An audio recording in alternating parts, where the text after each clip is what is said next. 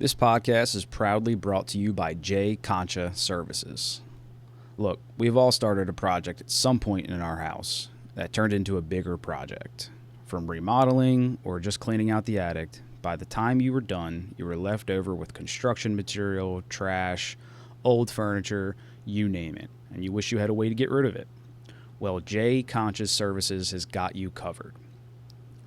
Concha Services delivers quality dump trailers to your home or business with multiple sizes to choose from to fit your project's needs. And unlike the typical job site dumpsters, they won't damage your driveway or parking lot. Once you're finished with the dump trailer, they come and pick up, dispose, or recycle whatever materials you have safely and responsibly. And that's not all. Concha Services can also provide cleanouts, large material and furniture delivery, and even junk car removal. So, if you live in the Delaware tri-state area and you're looking to remodel like a professional or just have some spring cleaning to take care of, call Concha Services today and tell them the Leave It Running podcast sent you to get 5% off through call 302-319-4087. That's 302-319-4087. And remember to tell them that the Leave It Running podcast sent you. It's been a minute. Yeah, I guess we're live, so good to go. It's been a while. So our catching up, probably should start with the Buick. Huh? Oh, Start yeah. with the Buick. It's back on the road finally. You know, it's been off the road for over a year, close to a year, somewhere around there. I mean, it's been off the road for longer than that, but I brought it back on the road to take one last trip in it and then put it right back off the road. Yeah. But heads are rebuilt. It was running on 6 cylinders. Now it runs on all 8. Yeah. You know, you got to drive it. Mm-hmm. Huge improvement, I would say. Huge. Yeah. It's a whole new car. Yep. Now I need to get it painted, Yeah. which just today, confirmed I can get it painted this upcoming Sunday. So, Yeah. hey, what are you doing? I might need someone to give me a ride. So, I guess tell everybody who's listening with the car, and then they can look it up, and then maybe we can request in the comments I can what send color. You a picture. You can put it up on there. Oh, yeah, that'd be... Yeah. Yeah, so 1962 Buick LeSabre. Big old American V8.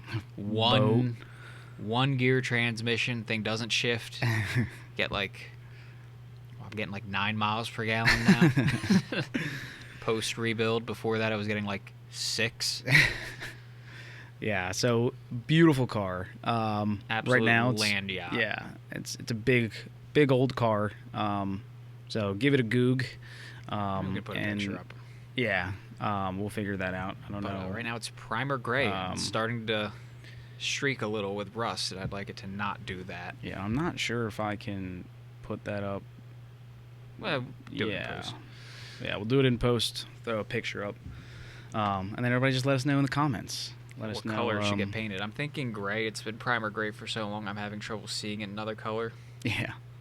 Maybe, I don't know, I'm feeling that root beer brown if I can get that, affordably. Yeah. Yeah, which would be like a dark brown, right? Yeah. Yeah. I'm kind of more privy to like a light brown, like a Khaki. almost like khaki. Yeah, like that. I feel like that would be nice, and just like, I mean, and like there's a good amount of chrome on it as well, right? And so like that's another thing with like the paint. Are they gonna pull all that chrome, or are they gonna like tape it off? Probably just tape it off. I'm really not going for perfection. The Right. car needs a lot more work to be perfect, so I'm not bestowing it and paying for a perfect paint job when there's still like a little bit of body work. There's some dings and dents on it. Yeah. It just needs to look good from like 10 feet away. I'll be happy. Yeah, and like to your point about going like that root beer, like a little darker, that might like help that pop. Yeah. You know, without actually like restoring much of the chrome at the same time. Contrast is important. Yeah. So let us know in the comments. I'm sure we're gonna get red. Red's like everyone's like go-to. Like I don't know. I feel like if I paint it red, people are gonna mistake it for an Impala. Yeah. Exactly. Yeah. Yeah, I mean, or people already do. like black, it'll be a Cadillac, and then, if it's white, I don't know. But yeah, since I got it back on the road, I've just been driving the thing nonstop. I've had it on the road, God, what was it, like 2 weeks now, and I've probably spent like over $100 in gas easily. And not gone far. Yeah, not gone very far. 20-gallon tank, and I can barely do like 150 miles. But that's the other thing. I've got a fuel sender coming in, so my fuel gauge will finally work, and I won't run out of gas again. Probably run that thing out of gas like I know. On the 4 way in, times. you just filled up just to make sure I'd make it here. Took Yeah. 12 gallons. Yeah. I filled it up 2 days ago. Yeah. Yeah, and so you said a couple intake valves were passing? Yeah, two of bent? the intake valves were bent, according to the machine shop. Yeah. But they're not bent anymore. They've been replaced. Which must have been from like, I think you were saying like probably more like a valve float. Like it's a non-interference. Previous engine. owner did tell me he had the speedo buried at 120 before, so we could be looking at some float. a little bit of float. Yeah. Okay. Again, one gear. Like it doesn't Yeah. shift. Yeah. It's screaming when you're going that Yeah. fast. I mean, 80 miles an hour almost sounds like the end of the world in that car. It'll Yeah. go faster. Like Yeah. it'll go, but It's doesn't sound happy. Yeah, it's crazy to think that like we're now on 10-speed transmissions, and I have one. Yeah, we started out like back in the day with one. Well, you even know? that was weird amongst Yeah. its time. Like, yeah, There were still like 3 speeds, right? Yeah, you had like the GM Power Glide, Power Glide, yeah, the Power Glide, and that was a 2-speed. And then you had like the Hydramatics and the Ford like Cruise-O-Matics, the MX and the FX transmissions. They were all 3 speeds. And then you had my car with its 1 gear. I mean, technically it's got 2, but it never engages low gear unless you put it in low. When you're in drive, you just have the 1 gear. Yeah. That was and you kind of can't tell like the way that it drives that there's really, like you don't. It's not like it's a dog, especially now that it's all fixed now it's up. punchy. I mean, now it's just she'll spin some tires. Yeah. Doesn't like obviously sound the same without it shifting, but like I don't know, like the whole thing is just such a dramatic event as you're driving that like you don't really notice. You kind of forget that, Well, yeah, it's The not like a torque is always there. CVT. Yeah, it's Yeah. not like a CVT where it revs all way up and then just stays up there. Yeah. It climbs up slowly, but it moves pretty good. Yeah. I mean, it makes nothing but torque, but it weighs like 4,000 pounds. Yeah. Yeah. Fun car. Yeah. That was a 1960s luxury. We wanted the ride to be cloud, like you're riding on a cloud. We don't want you to notice the transmission. We don't want you to notice anything. It's just glides along. And GM was like, yeah, what's smoother than not shifting at all? Yeah. Yeah. What do you think fits me for a boat? Where do you see myself getting myself an old car that's a boat? What says it's me? Old boat. I mean, are you How do talking you- about how do you even boat, pick? muscle car? I'm talking about a boat. I need to. Okay, you want a boat? Yeah. Like if I'm getting in that genre, me or someone else who's listening is just trying to hop in. What's the guidance you might give someone Well, looking my to get an guide, old? here's how I approach buying cars, and I have bought several. Don't look for anything.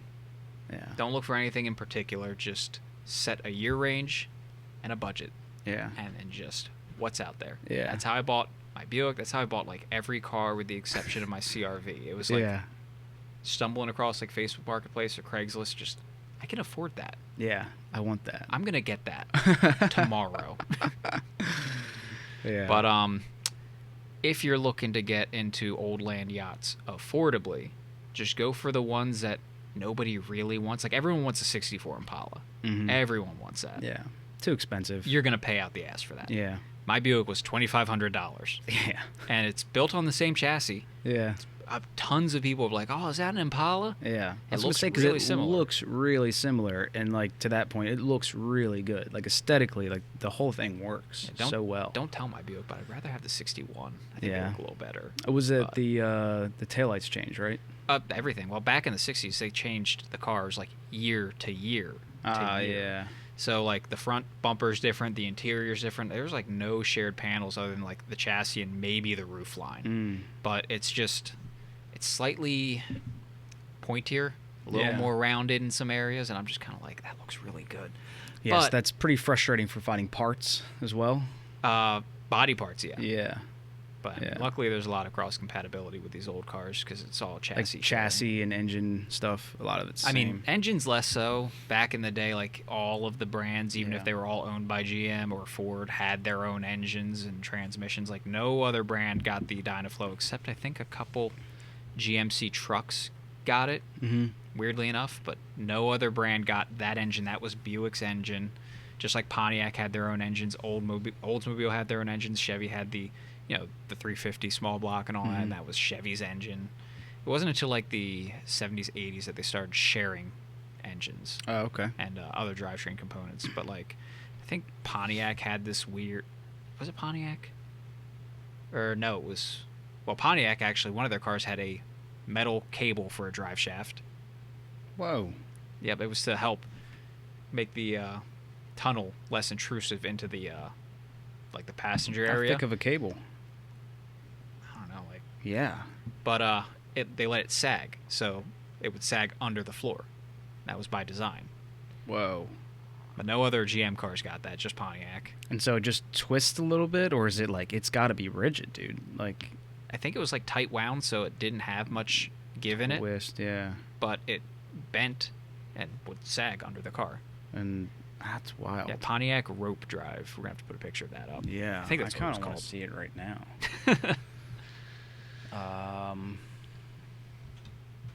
And then your fun fact: your Buick also shares a windshield wiper motor. Oh yeah. So my wipers mostly work.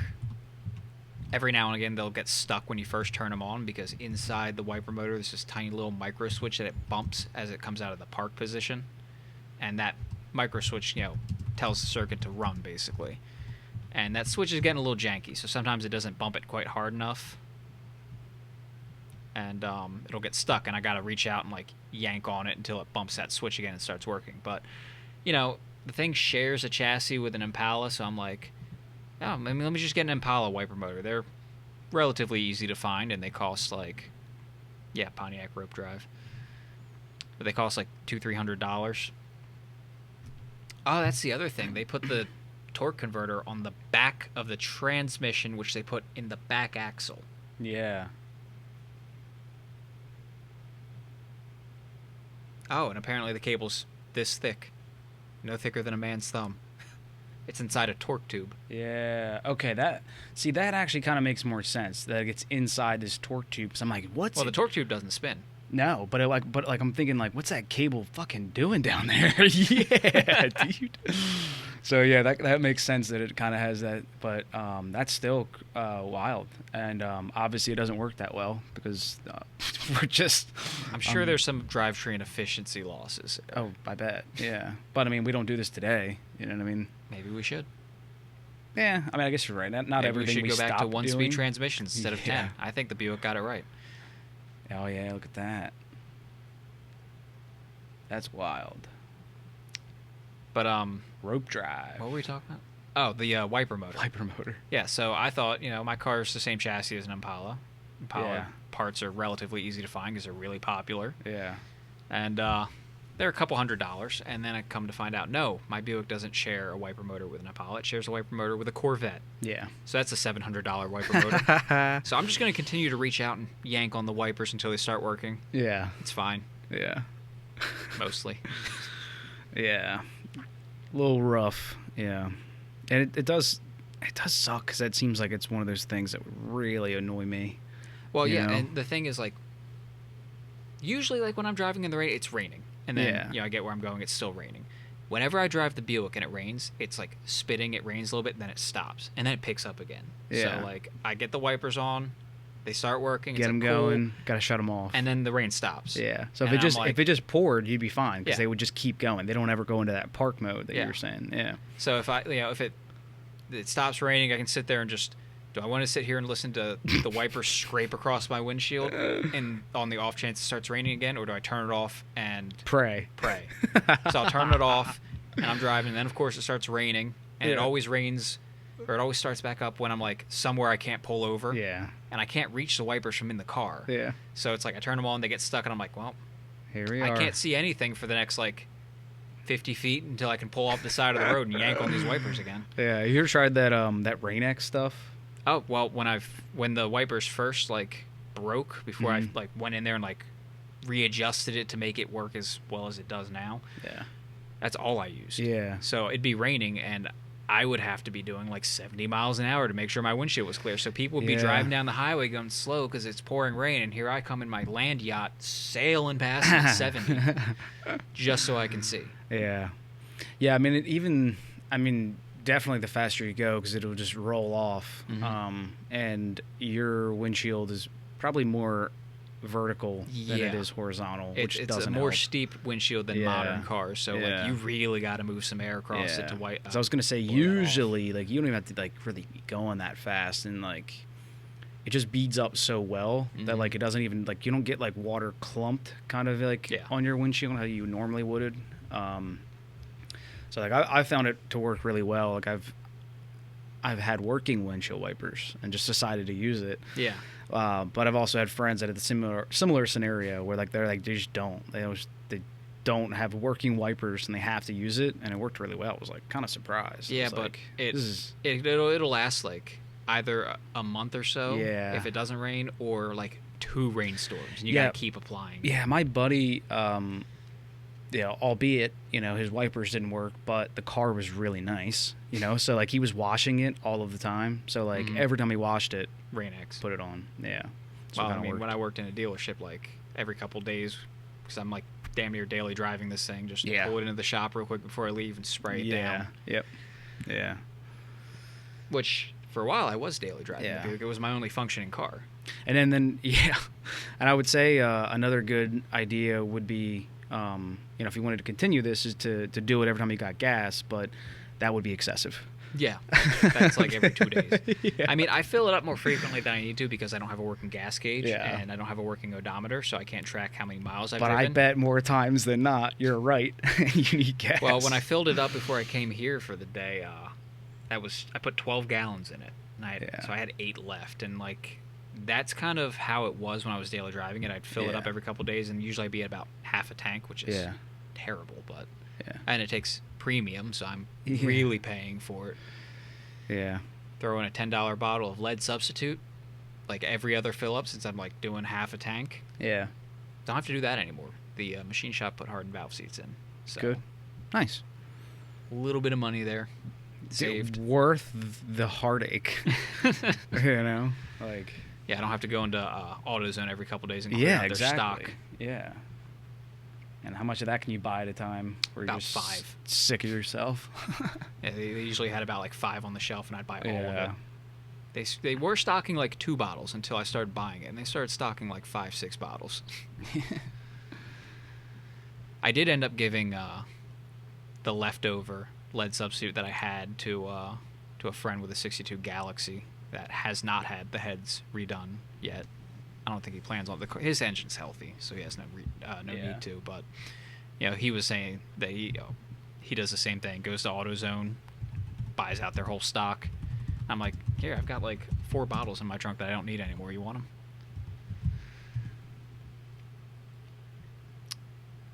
But yep, she's back on the road, better than ever. Due to get painted, and then need to do exhaust and find someone who does interior, like upholstery work. I need the seats reupholstered. They are starting to tear. Yeah. So if anybody knows an upholstery expert. Upholstery? Upholstery. Upholstery. Yeah. Okay. Yeah. We don't need a poultry expert. No.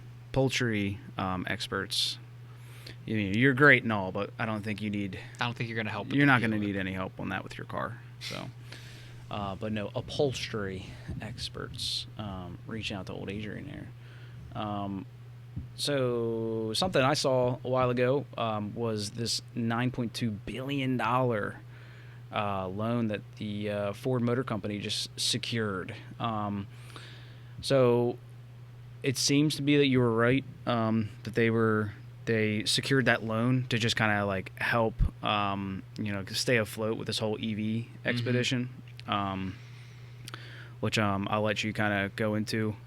But The last time they Yeah, secured a loan like yeah. that. So the last time that they secured a loan, and like this is, I just found this out because I was looking into some of this stuff, it was another article where someone talked about like well after the fact that like someone had kind of put the pieces together that like Ford saw the recession coming in Back in 2000 like 2008, and they had secured a similar loan. So and not that this still isn't, you know, a kudos to the Ford Motor Company for you know, this is a business tactic, you know, and like what it seems is that they saw the recession coming, secured a loan, and that was the reason that they were not bought out during the recession. And they were able to avoid the bailout. Government bankruptcy, basically. Yeah, it's like all the other motor companies, you know, the vehicle companies all GM, did. Chrysler. Yeah.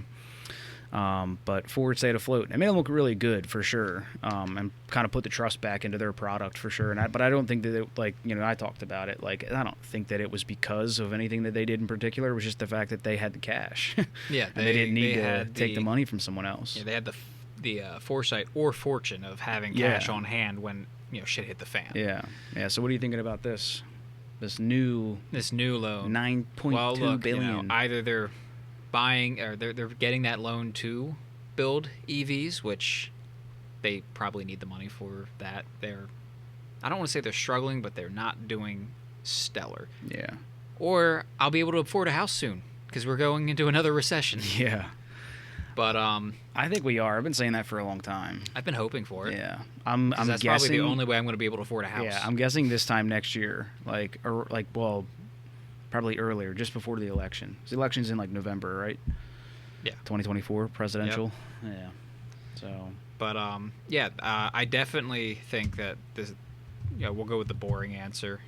They are securing this loan for EV development.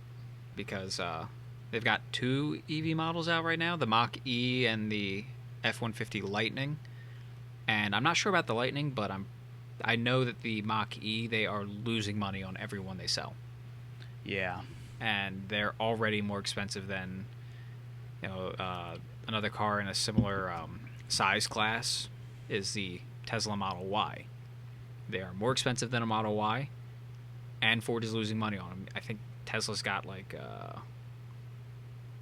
I forget, but they've got a margin of profit on it. I don't think it's quite as much as like a traditional car, but they're still making money on the cars. Yeah. But they're also pushing really hard to like drop production costs. They did their whole giga casting thing where they take like the front and rear sections of the car and make it in one big casting when usually it's like 300 parts welded together. So if you can just get that out in one stamping and then bolt it to the car, you've saved a lot of time and a lot of money. Yeah. So they're pushing for stuff like that.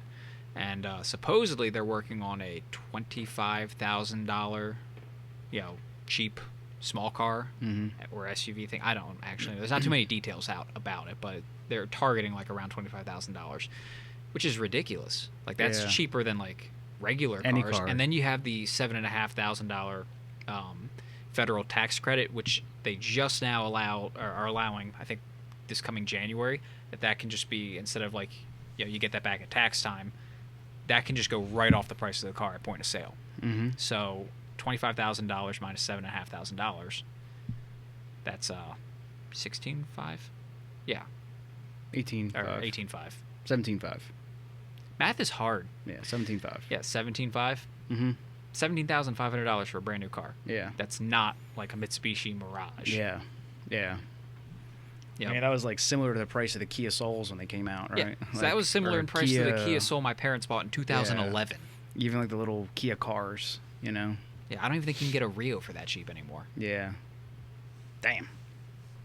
Yeah, I like it. I like that idea. And also, I've seen some suspicion, I guess, closer to a conspiracy, that because the Teslas are all updating new software all the time, all these older Teslas, and like the innovation of the battery technology is always going up with the new stuff, that the old ones are going to kind of run into the same issue that the phones did. Oh, with they're an going to old iPhone. Apple. Well, a lot of cars have been coming in with a low battery mode, or like this same code that they're coming in with this like low battery mode that's just like low stuck battery, in. like capacity or something. Yeah, something similar to that. Yeah. So, and the suspicion is that like the cars are now like overloaded with software that the old technology batteries just aren't Can't able handle to handle. Well, I don't think they die the faster. yeah, I don't think the voltage rating like that they operate at has changed. It would be the capacitance, but that would be just as much a factor if the battery's aging. I would Right. think. Yeah. Battery Degradation. Yeah. I mean, like you said, we were like kind of anticipating that happening anyways, and it is kind of crazy to think that we might already have that issue. Well, I mean, I've seen a couple reports where they like study battery capacity versus like age of the vehicle, and Teslas aren't doing bad. They're doing pretty good actually for maintaining, like, I think 90% of Teslas over 10 years old still have over like 85% of their battery capacity or something like that. Who's doing that test? It's like Consumer Reports or something. Oh, it's not Tesla. Okay. Yeah. I mean, Tesla has their issues with quality control. Sure. But I do think that they are continuously improving. The later model cars are better than the earlier ones. Yeah. But they're still not quite up to scratch with like a traditional automaker. Yeah. But if they keep simplifying their production process, it gets easier to. Yeah. There's less variables.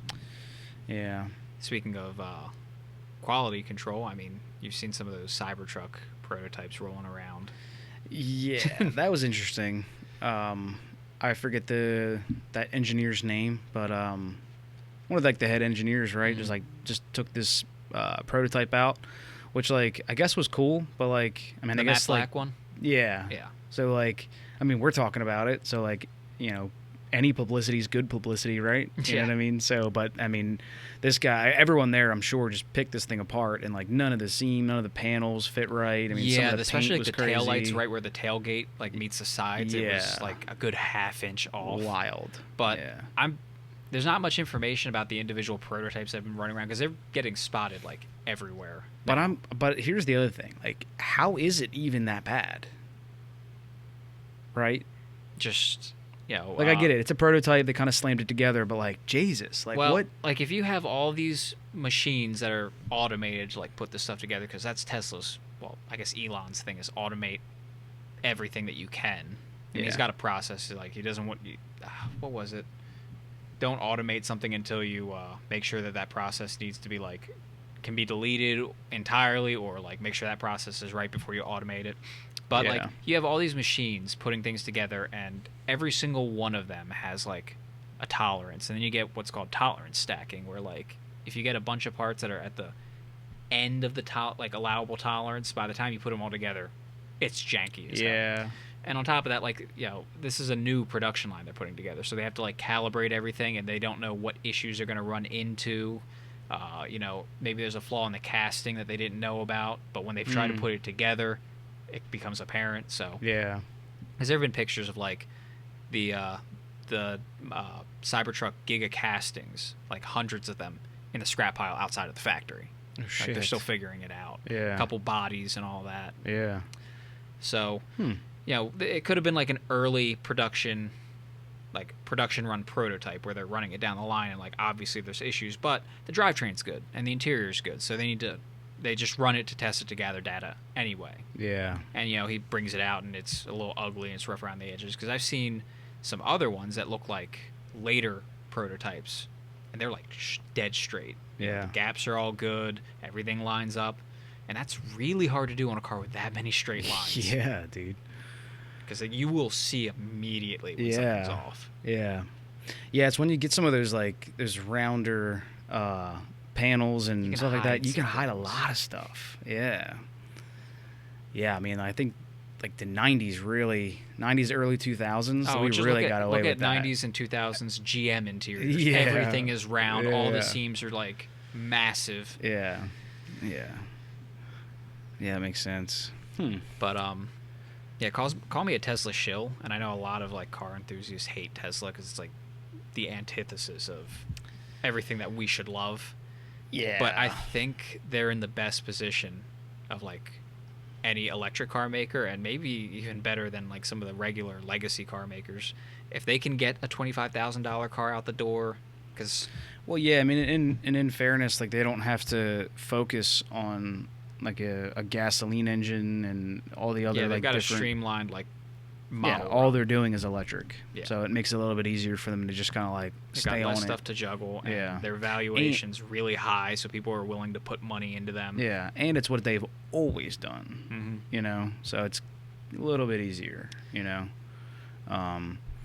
But yeah, and then also like I don't think Ford or Chevy or Chrysler has quite the wallet that Tesla does either, Well, yeah, with that high valuation, like that draws investors in. They dump more Right. money into it, and Yeah, you have more money yeah. to play So with. it's a lot easier for them to just innovate. I don't know how the Cybertruck is going to play out. Personally, I love the thing. I'm not going to Yeah. buy one. Don't Yeah. get me wrong. I don't think I'd own one, Yeah, but I'm going to love seeing them on the road. yeah, me too. It's just such a bizarre thing, and I know it's polarizing, and some people have this visceral, like, hateful reaction. But I Yeah. think it's just because they absolutely hate Elon.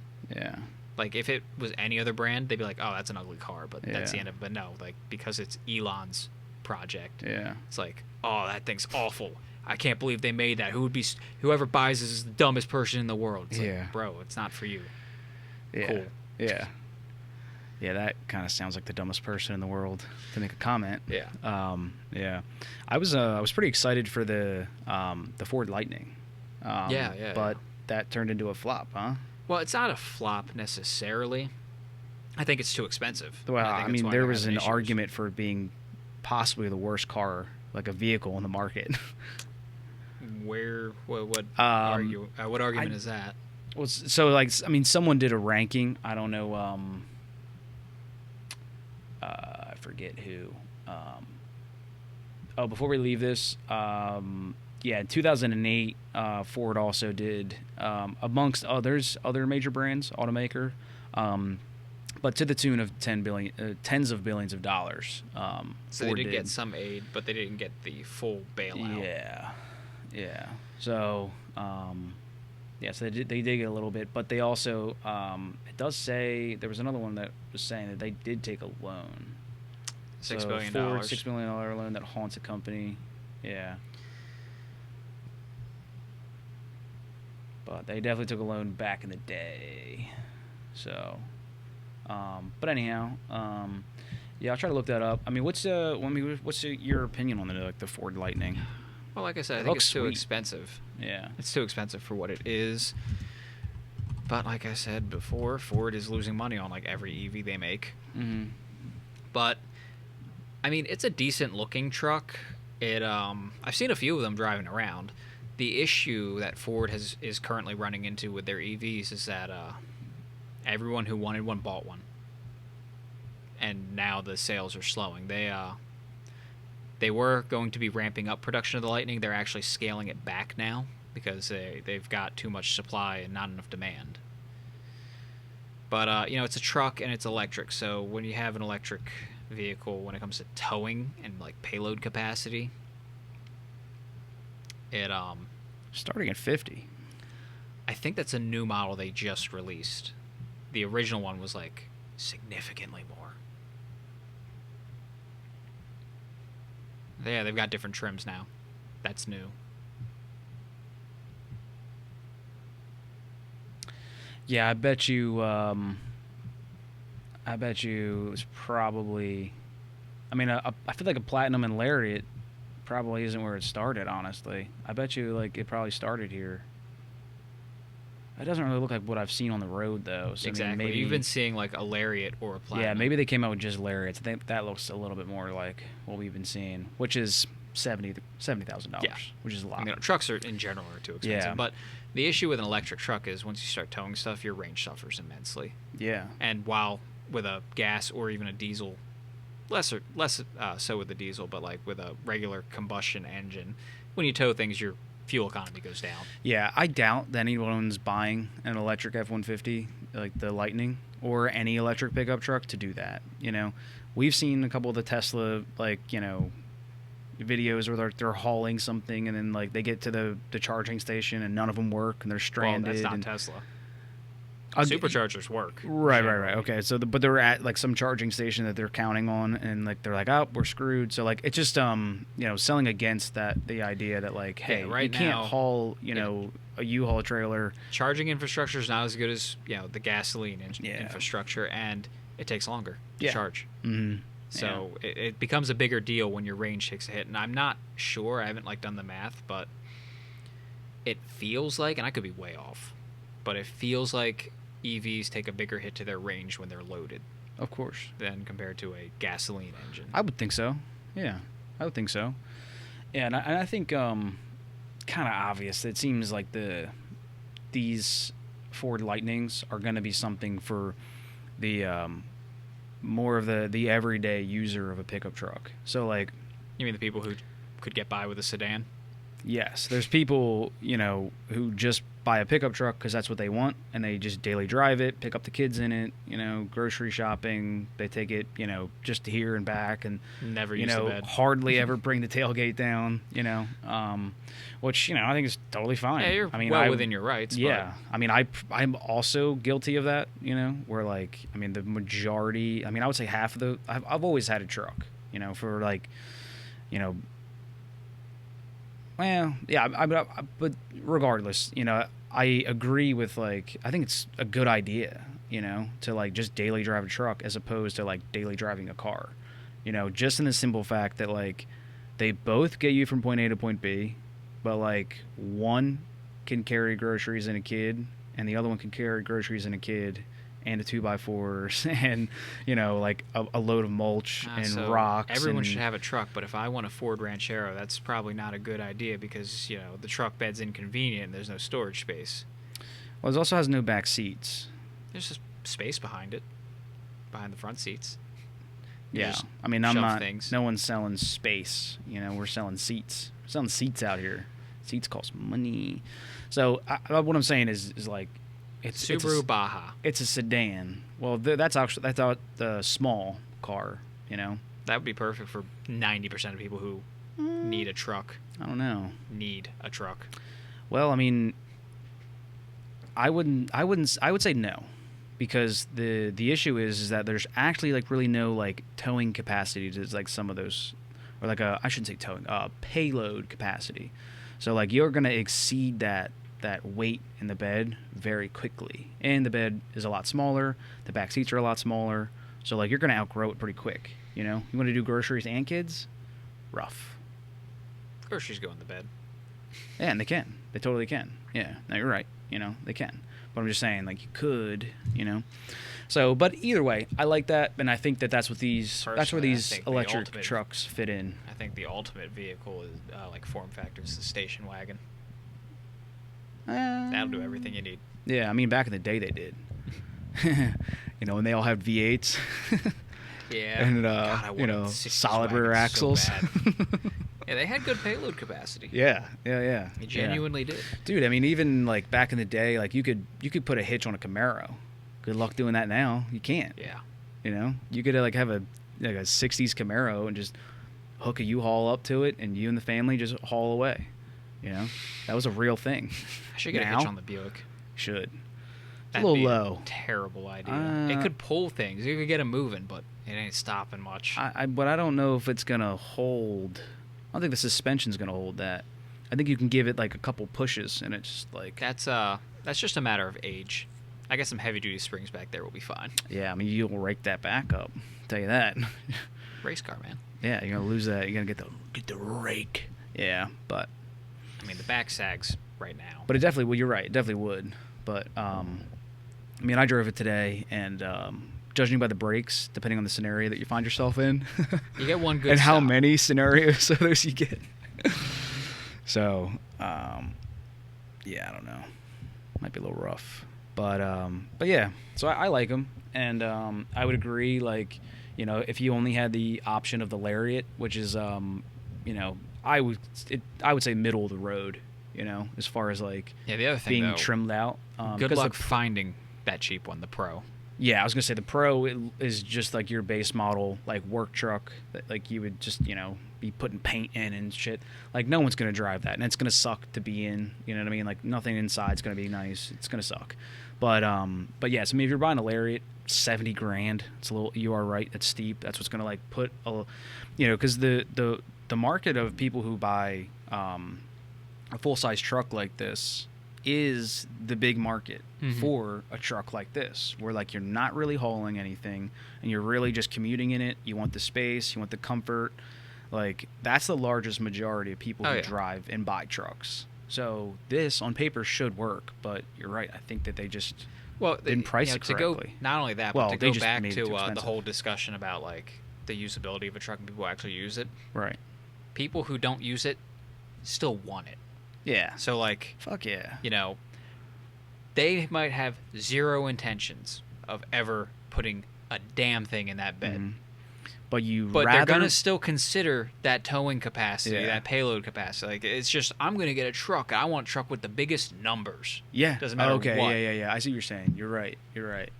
But like, the way I've always looked at it, and like the reason, like, ever since I've had like my first truck, I was like, okay, this, I can never go without this now. But like, it's like that same idea is like, you'd rather be looking at it than looking for it. So like, if you find but just hear me out. I mean, you find yourself in a scenario where you're like, fuck, I can't put that in the back. Where you're like, damn, I really want this. Like, I want these bushes. Yeah. It's like, it's funny you like, say that, because like, that's the mindset. Like, you're gonna have someone who works in an office building, has never gone camping in his life. Yeah. But he's like, man, if I get a truck, I should get something that can tow like a camper, so I can go on like a road trip. Yeah. And he buys his truck and continues to work his white collar job in an office and never sets foot in nature. Yeah. Doesn't even look at the hiking trails like at the local park. But he had that thought when he went to go buy the truck. Yeah. So when you look at an electric truck and you see the reports of like, oh, the range is down by 60% if you tow 1,000 pounds. This guy's never gonna tow 1,000 pounds in his life. No. But he's like, oh, I can't have that. Yeah. That's unacceptable. Yeah. It's like, yeah, that's true. That's true, and that I think you're right. And that's exactly what you were just doing right there. Yeah, exactly. Yeah, you're right. And so like, it took it from like being the majority of the market to like shrinking that down to like now this little niche market. Yeah, EV enthusiasts. Yeah, EV enthusiasts, and like maybe people who like, there's probably someone out there who was like, I want to look like I'm driving a truck, and I know I'm never gonna drive a truck. Like I'm never gonna need to drive a truck, and then they're like, yeah, this is cool. Yeah.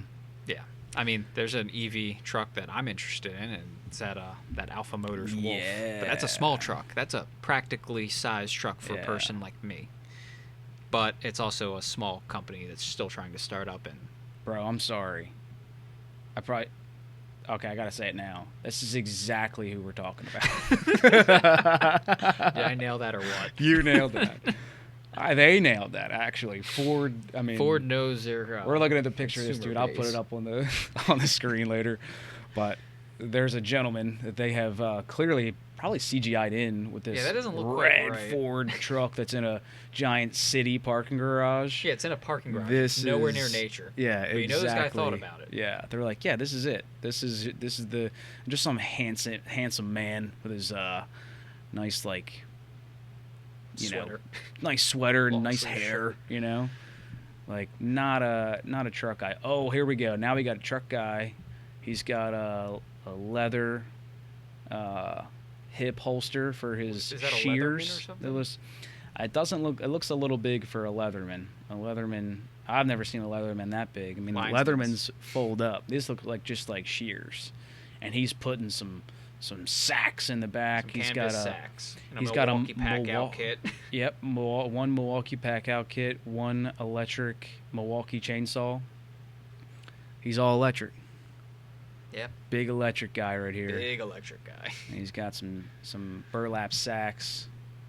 That's cool. Of nondescript agricultural stuff. Yep. I got one in the woods, and it's got a small dirt bike in the back. So, this guy's in his frunk. He's got a cooler. He's got an electric bike. He's charging up his electric bike. Man. Now that is a cool feature, though, being able to like charge other things with your electric vehicle. They were saying you could connect it to your house. Mm-hmm. Seems like a little bit of a stretch.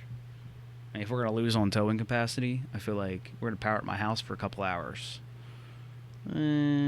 Well, Depends on what you're running in your secure house. frunk. They called it how they see it. They literally say frunk. Well, yeah, it's because with a truck, you can't really secure the bed unless you have like a hard tonneau cover. So that's what they're And see, like now you actually do advertising it get for. a trunk with a truck.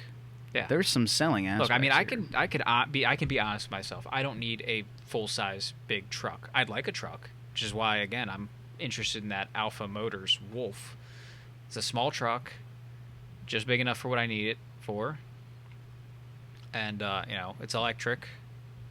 Cool. Honestly, I really don't care about it being electric. I like it because it looks like it rolled out of the 70s. But with it being electric and usable, then yeah, I'd be fine with that. And if I got one of those trucks, I would definitely take it camping. Try to find somewhere See, that's out in the woods. Potential $7,500 tax incentive. What do you think with the legality is behind that they're saying potential? Is there some gray area where, because we've kind of harped on that, where it's kind of cool that you can buy an electric car and you get that written off right there. I think you were just talking about it. Yeah, it goes into effect this January. Yeah. I don't know what that potential would be. Maybe because the car, in order to meet that $7,500 tax incentive, a certain amount or percentage of the vehicle needs to be built and sourced from the U.S.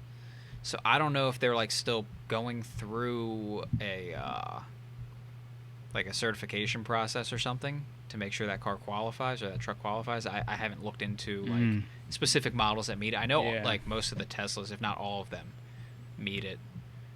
I don't think Hyundai and Kia's EVs meet it. Maybe. Yeah. Maybe not. I forget. But yeah, there's certain stipulations for meeting that $7,500 tax incentive.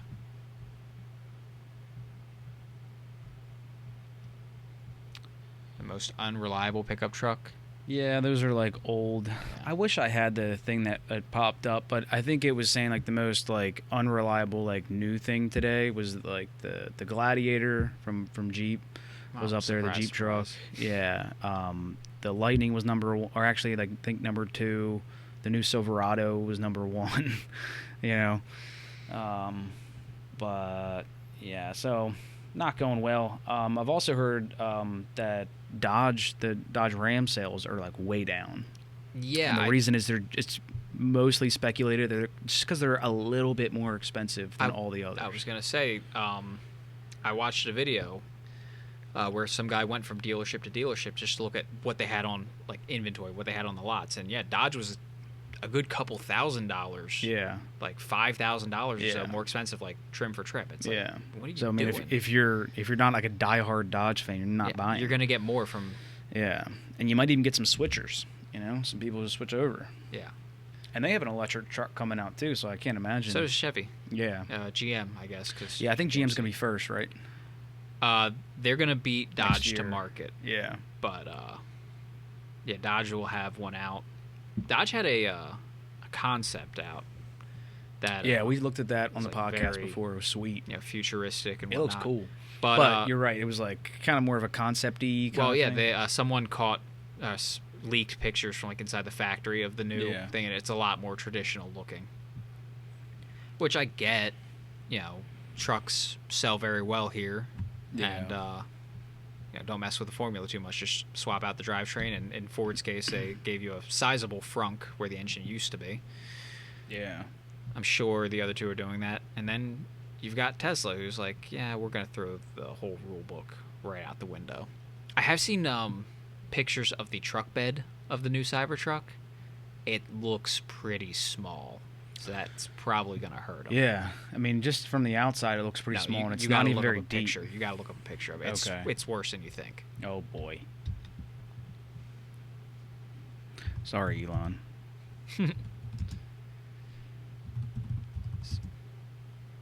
Stupid. That's the concept. Had a that decent sized bed. That looks good. There, the first picture right next to it. Click that. Yeah. Yeah. Expectation versus reality. Rough. Yeah, I can leave that up. so we can go into some of that. Yeah. So if that's not just like a quick slap together mock-up and that's what they're going to roll out, that's probably going to hurt them a lot. Yeah. Again, people who buy it probably have no intention of ever like really testing that bed's limits, but they're going to see that and go, oh, that's smaller than another pickup truck's bed. I can't have this that. This just doesn't look good. I don't know. I don't know. I'm going to hold like my final judgments until I see an actual production model that goes out to a customer. Yeah. And it's like 100% this is what we're releasing. Yeah. Then I will tear it apart, praise it, whatever. I do love the way it looks, though. It's just absolutely wild. So it is ugly. Yeah. I love it. Yeah. I mean, look, if I had the money, I mean, why not? I mean, it's cool. It's just cool, you know? It's like cool in a quirky way. So I've kind of stumbled upon the old Porsche Cayennes, the Cayenne turbos, the SUVs. And there's quite a cult following for them. I mean, that is they're odd. Yeah, well, apparently they're like awesome, like old Land Rover style, like very versatile, like with like large stone like rock crawling. Apparently, I mean, with the turbo versions, I think you're looking at a little over 500. You know, well, you're definitely gonna want to change the wheels because they came with like 20s. Yeah, but I mean, bigger. 500 horsepower. They have lift kits. They have wheel kits. You know, all kinds of like, you know, off-road stuff for them now. But they came equipped with just stock, yes, with 20s, and that's, you know, questionable. And like the tires aren't going to be great, but like they had active air ride suspension, so it could on demand raise or lower. And pretty good too. Like there's a good amount. I mean, when it comes to like that hardcore off-roading, air ride kind of skeeves me out.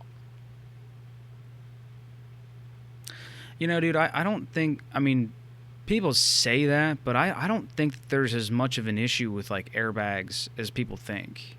I think that like especially today. I mean, obviously, like if you wanted to replace that system with like a better one, I'm sure you can. But yeah, I don't think that they're as flimsy as we think. I mean, I think that they do, like, it's going to happen. It's going to have to be replaced. But I think they're a little bit more rugged, you know, in its lifespan. You know what I mean? I think it does have like a shelf life. You're gonna have to replace it. You know, if you bought one today from 2006, I mean, don't just go air it up and ride out. You know what I mean? Yeah. So, but yeah, I didn't know it had as much power as it did. I didn't know it had the air ride. It has a front, rear, and differential lock, like all electronic, which I'm sure breaks. Electronic locking diffs don't bother me because it's just an actuator is electric instead of you going out and like turning the hubs and pulling a lever and engaging a transfer case. That doesn't bother me as much. Yeah. Usually they're pretty simple and pretty robust. Yeah. But yeah, so I do like that. And it's got the same air compressor that works for like the air ride. Also has like a hose kit so you can fill up your tires. That's kind of neat, you know. So if like you're going on the sand, you can let them out and then fill them back up when you're done. It's kind of cool. Yeah. Yeah. So I mean, I'm probably giving away like the best secret, but like, I mean, between like $5,000 and like $7,000, you can buy one of these. Yeah, but it is a German car. Yeah. So, with like 150,000+ miles. Yeah, but you're gonna need to like everything rebuild the thing. Yeah, I mean it's gonna be leaking oil. It's gonna suck. Yeah, no, it's gonna suck. Yeah, and I mean like I get that the air ride's probably more capable than I'm imagining, but when it comes down to it, what's got less failure points? An air ride system or just a really flexible spring? Well, I don't think it's about like I think it's apples to oranges here because what we're saying is that like would you rather be at a fixed lower ride height for an SUV and then not be able to get over something, or like to roll the dice with an airbag? Well, I mean, potentially pop it, but be able to use it and climb. The average my priorities are different than the average person because I would be the one to have like a long travel suspension setup. It would be horrible on the road, but I would drive it on the road and then just be supremely capable off-road. Like I wouldn't be picking like, oh, am I going to be lower or can I have air ride that can lift me up? But like, no, I'm going to be up here anyway. It's going to be awful to drive day to day, but I'm going to do it anyway. Yeah, but that's not what we're talking. We're just saying that like for this class of SUVs, it has this capability. That's Yeah. all we're talking about. Yeah, it's like obviously good. everybody would want the jacked up everything. Like, But, like, if you buy one, you probably are going to do that. You're probably going to replace the bags and put in some jacked up suspension in like 35s and be on your merry way. And on top of that, though, like when it comes to But I'm just saying, a capable off-road rig, I'm a big fan of live axles. yeah, At least on the back, at least. mm-hmm. You get a lot more articulation. Sure. Easier. Yeah. And I mean, the obviously Toyota we 4Runner know, has like we know like rock crawling has its genre, not even just of like Jeeps rock and solid front and rear axles. crawling specifically. Yeah, big only. lifts, big tires, we get it. Yeah. But I'm just saying, like, here's this little gem right out of the box, dude. Like, we'll do some cool shit, Yeah, I mean, like you said, like a Land Rover is a lot more capable than modern Land Rovers. Yeah. Old Land Rovers look like they could take on the world. They can. Yeah. But modern Land Rovers are a lot more capable than they look. Yeah. Yeah, I mean, and even Jeeps too, but like, just out of the box, if you wanted to compare it to a Jeep and, whatever, like was going on in 2006, Land Rover, all that, it was like, hey, yo, like. Yeah, I get what you're saying. Like, yeah. And what's this doing out here and why is it doing it? Yeah, and how am I like looking at this like, 15 years later, I'm like, this was out here? Like, this is, it's just pretty cool. It's a Porsche Cayenne Turbo. Pretty neat. Yeah, speaking of Jeeps, so, Jeeps you can still get without AC? No, probably the only vehicle. The most like, if you can find them, but the most bare bones base trim level Jeep Wrangler, AC is an option. Interesting. I wonder why. I don't know. I don't think there's a single person out there buying their Jeep specifically without AC. Yeah. I mean, like, it'd be like a financial thing, but I don't need it. If I ever wanted to drop the money on a new car that could go off-road with no more, like, work from me, like, without, like, modifying it, Jeep does have, I think it's the, like, Sports Willys trim or something like that. It's, like, literally one above base model, and you can get a limited slip rear diff. You can't get a locking front diff. It's not a true locking diff, but it is a limited slip. And, two-door Wrangler, 5-speed. Does come with AC. Ooh. And it's like $32,000 or $33,000. And that would be the Jeep that I'd get. This guy? Well, that's a high-end edition. I'm talking about, like, this is a base model, or like one trim level above base model. That was the Willys edition. Well, I think I forget if it's like the sport trim or the Willys package or something. Like, I forget. But if you go to Jeep's website, they might still have. Yeah, how about something. The electric Jeep Wranglers? Oh, the hybrid, the 4xe. Yeah. It's going to take a long time for me to trust electric vehicles off-road because on a lot of them, of course, I'm on Jiff. A lot of them, the battery is the floor, and I'd be so scared of, like, piercing the battery on a rock or something. Yeah.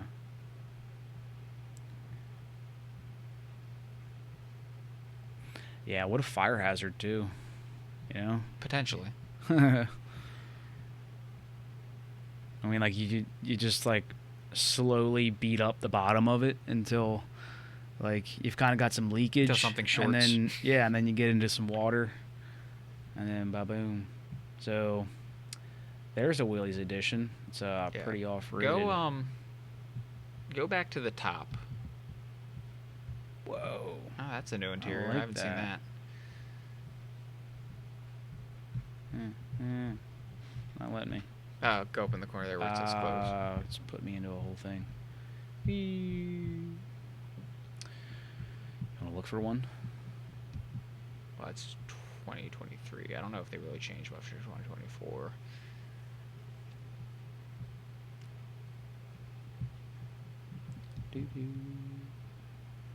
They got the Jeep Wrangler 2-door. That's the 4xe limited edition. Oh, the Wrangler up there. Just go up. Up. Damn. High Tide is what I clicked on. Yeah, right there. Down. Oh. Yeah, I was looking still at this other one. I'm gonna, like, kind of scroll through these. Build your Wrangler. Okay. I want to see if. Are we about to build a Wrangler on the still there. podcast? Yeah, we're sure. We're about to do this. I don't know if this is turning into good content. I think this is kind of them just watching us do this. Well, I just want to see if that edition is. Did they discontinue the 2-door? Yep. Oh, well, now I'm never buying a Jeep. I would only want the 2-door Wrangler. Yeah, I mean...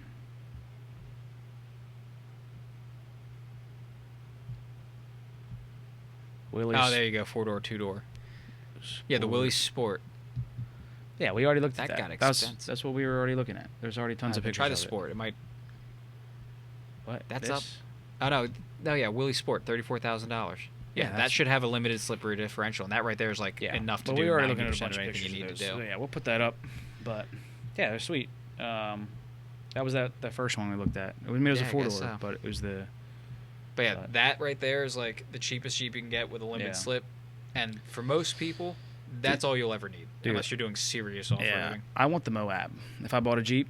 You're going to go all out? All out. It's got like the full Hellcat Challenger V8 in it. It's ridiculous. They right never out of the factory. Made that. It was the 392. Oh, I guess it's not the Hellcat, but it's like the Scat Pack version. Yeah. It's still fucking ridiculous, and it's like 600 horse.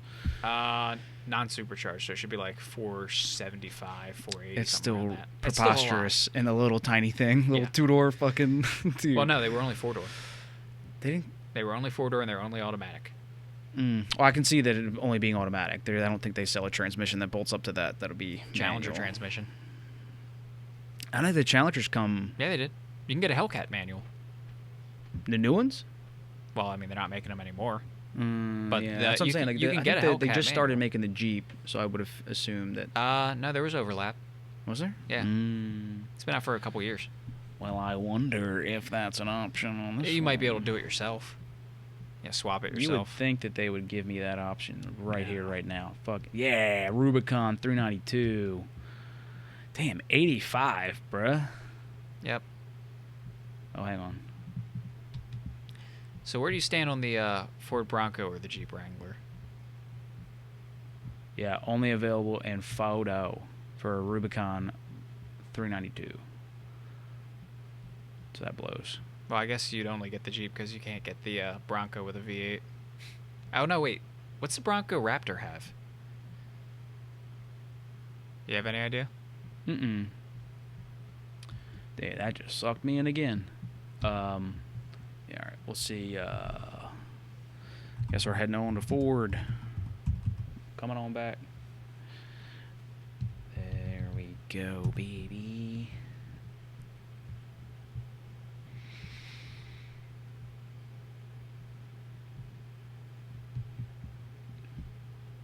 Bronco Raptor. God, what's that? Sorry, 89,000. I mean, that's not that much more than 85 for the Moab. 3-liter EcoBoost. Yeah. Oh, it's got that 10-speed you love so much. I'm a little furious about it, honestly. Disappointing. But it looks cool. Yeah, I mean the EcoBoosts are cool and all, but that 10 they just speed. don't sound good. Oh, they don't. No. Yeah, I mean people rip the exhaust off of them and just rip around, and they just sound awful. I'm not a fan. And I think that even today, I think, like, I don't know, man. Like I want to say that if I had the cash, that I would go with the why am I cheap? No, F-150, the Raptor. Oh yeah. Yeah. If I was going for that, I feel like I would actually go with the TRX, Dodge Ram TRX. Yeah, with the yeah, it's way cooler. Hellcat engine. Yeah, it's way fucking cooler, dude. I know one of the older versions of the Raptor had the 6.2 liter gas V8. Yep. That was like forced induction, but I think it was. I think it was supercharged, right? I don't know. Was it? I think so. Or maybe I'm thinking of the Hennessy. Because Hennessy did a version of it as Hennessy, well. of course, is going to slap boost on anything. Yeah. Dude, my favorite, and then so like the Hennessy does one for the TRX, which I think I talked to you about before. The Tyrannosaurus Rex or something like that? So you're thinking of Ford, and that was the Velociraptor. Great name. Yeah. And it's a little more worked up. It's obviously it's way faster, and they do some stuff to it. Dodge called the Ram the TRX? Because Ford has the Raptor, so the they have Raptor, the T-Rex. Yeah, exactly. But now, unfortunately, Hennessy missed the mark when they named the new TRX. They named it the Mammoth. Oh, that's right. Big, slow, strong, but kind of a miss. But The Mammoth. then once you find out that Brembo couldn't make a brake kit big enough for the truck to stop, then you're like, okay, maybe this does Well, work. not only could Because Brembo I feel like a Mammoth make, can get going. yeah, not only did Brembo not make a brake system strong enough for that truck, Hennessy just sent it anyway. Yeah, They're exactly. Like, okay, well, we're under braked. All right, have fun. Well, still put 1,000 horsepower on it. I mean, I don't know. Like, just let them know it doesn't really stop good. Yeah, figure it out. Yeah, dude. Yeah, so sick. God bless America. Yeah, God bless America and John Hennessy. So, yeah, we're not talking shit, John, but No, I fully endorse that. That's hilarious. I know it's so great. And the video of him talking about it when that thing first came out a couple of years ago was just ridiculous. It's preposterous, dude. I wonder if you have to sign a release form when you buy the thing. I doubt it, dude. I mean, I don't know. I guess because if you did, there's probably a lot of things out there you have to do that for, A lot of things that were like, okay, as soon as you go, like, this is it. Dude, how many Challengers got wrapped around a tree, like, as soon as they left, when that was happening? I mean, they were, like, comparatively to the horsepower, so cheap. Oh, yeah. And it's, like, it's insane, Like, I mean, I'm not really big on, like, restriction, but, like, it's, like, at the same time, like, you just letting people have this? Like, like, what the fuck? It feels like this is a little bit out of our realm of handling there's a bunch for of most things people. like that. Like, you get your motorcycle license. You could have never ridden a motorcycle in your life. Yeah. Somehow pass the, like, ridden part of your motorcycle test. Yeah, and you have the Go buy a fastest. Busa. You have the fastest thing on the street. You go buy a Busa. Yeah. That's fine. Yeah. At least like 15 years ago, like bikes were still outpacing like 99 or at least 90% of the cars on the road. Production vehicles. There's not much that was faster than a bike out of the box. That's insane. Now that's... You could just there's like, yeah, I mean you passed it, so you kept your two wheels together and cool. Go ahead. It's like, really? Like, we didn't have to like take me out on the highway or nothing. They're like, nah, just Nope. get to the parking lot. You rode lot. around the parking lot. You didn't hit any cones. You did a figure eight. Yeah. Enjoy your 150 horsepower Yeah, motorcycle. like, yeah, it just gets easier from here. Get out there, bud. If you don't die. Yeah. Yeah. Yeah, dude, that's fucking... Actually, one of my friends, when he got his motorcycle license, Yeah. the DMV, this was down in Delaware, but the DMV guy was like, all right, here you go. You can kill yourself now. Like, Jesus.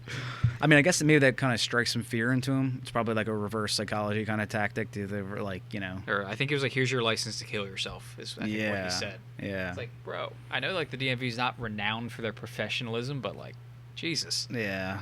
I think it's a good wake-up call. I mean, I think he's probably overstepping, but, I mean, I think it's nice to just give that, like, little culture shock to somebody who's about to get on a bike. Because, like, if you don't need to hear it, then, like, you don't need to hear it, whatever. Not a big deal. You're like, cool, Roger. You just get on your way. But if, like, you're like, I'm about to go fucking nuts, you can't wait to go as fast as you fucking can, and you just want to get out there, you hear that, and you're like, doesn't really sound good coming on. Like, doesn't really sound good out loud. That didn't make me feel very good. Yeah, like, I didn't like that at all. So, I think that probably helps more people than it hurts. So, but you're maybe. right. Professionalism, that's a demerit. That's not cool. But yeah. But yeah, dude, speaking of licenses too, I just heard this. I wish I could remember the name of the comedian. But just the whole premise, the idea is just that, like, how do we need like licenses to do so many things? Like, he references like to shampoo dogs in California, you need a license. Like, we need a license to drive a car. I mean, there's so many things, like to do construction on your house or your own permits, and then they're like, yeah, anybody can vote. They're like, are you sure? Like, I can pick the president? Like, am I like I don't need to like pass a test to say that I like know what I'm talking about. I can just pick. Like I could just never look at politics or like never even know who any of these people are, and I can just pick. Like I'm just allowed to just go pick. And it's like there's not like a screening. They don't need to like kind of give you something. Like you don't have to like fill out like a. Nope. Yeah, they're just because I mean on the other end it's like I mean you can't force anything else. Like this isn't the only way, know. I mean, but it just seems crazy that like they're. I understand the constitutional rights and all that. Yeah. That you can't put any restrictions on that kind of stuff. But But there's some uneducated voters out there. I see some people doing some stuff, and I'm just like, oh god, that guy can vote. Yeah, exactly, dude. Yeah, it's wild. Or that guy might have kids. Yeah. That person can procreate. Yeah. That's a problem. Yeah. That well, hey, scares like me. Idiocracy. Oh, yeah. You finally watched that. I did. So I can officially say on the podcast that I've watched it. I've almost watched it twice now. I got pretty close to watching it again. It's so good. It is so good. It's so funny and scary. Yeah. At the same time. Yeah. Yeah, because I mean, it feels true. Like we're watching it play out in real time. That's TikTok's really helping to speed that along, in my opinion. Yeah. Yeah, and then what's crazy about with TikTok, I'm sure you've heard, those are like TikTok in other countries, is like far more tailored and restrictive on like time, like age restrictions and like what they show. Like people are like in other countries are using it for like math problems. Yeah, and like let's get our tinfoil hats language. on real quick. Let's say you're the Chinese government, right? And you now have this thing that's taking off in America. Your adversary, your enemy. At home, you can control these things really tightly. You just mess with the algorithm a little bit, and everything trending on TikTok is like values and things that you like, that you want to promote in your culture. And then over in America, you just whatever brain rot, whatever you just see that TikTok can just, like, dancing, turn people's brains into mush. You're gonna push the hell out of that and just ruin their entire generation of people. Yeah. Like to just rip their culture down from the inside out. Yeah, some people it's turned them into mush, and like, dude, social media in general, like, as soon as like they came out with the reels, I was my god, that's ruined everyone's attention span, including my own. Yeah, and we use them, so you can't beat them, join them, but at the same time, but that like just 10-second dopamine hit of like, oh, that was cool. Next. Oh, that was cool. Like next. funny videos. Like I can genuinely say I feel like that's ruined my attention span. Yeah. Like I'd have no problems watching like a 20-minute long video, and if it's something I'm interested in, I can still do that. Yeah. But even then, I'm like, come on, get to the point. Yeah. Like, let's go. Yeah, I've punished myself with putting all of my apps into a folder, and that folder says wasting time. So every time I click on the folder, like the first thing I'm gonna see is I'm gonna read is wasting time, and I'm gonna go, you're right.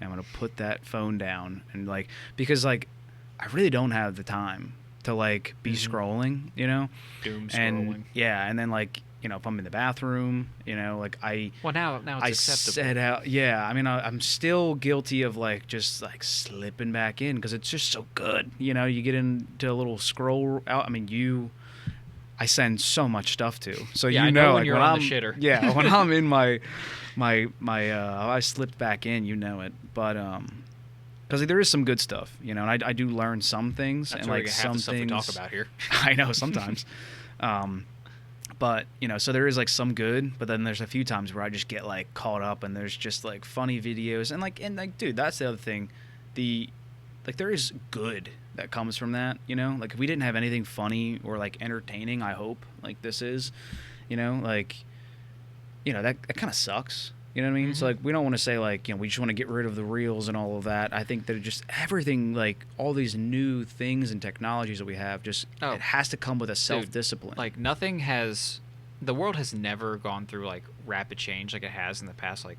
100 years. And so we've got no idea what any of this stuff does to us. Yeah. Humanity evolved for millions of years where its number one goal was survive, procreate. And all I had to deal with was finding food, not getting killed. Yeah. And in the last, like, 100 years, we just technology has allowed us to inundate ourselves with constant change.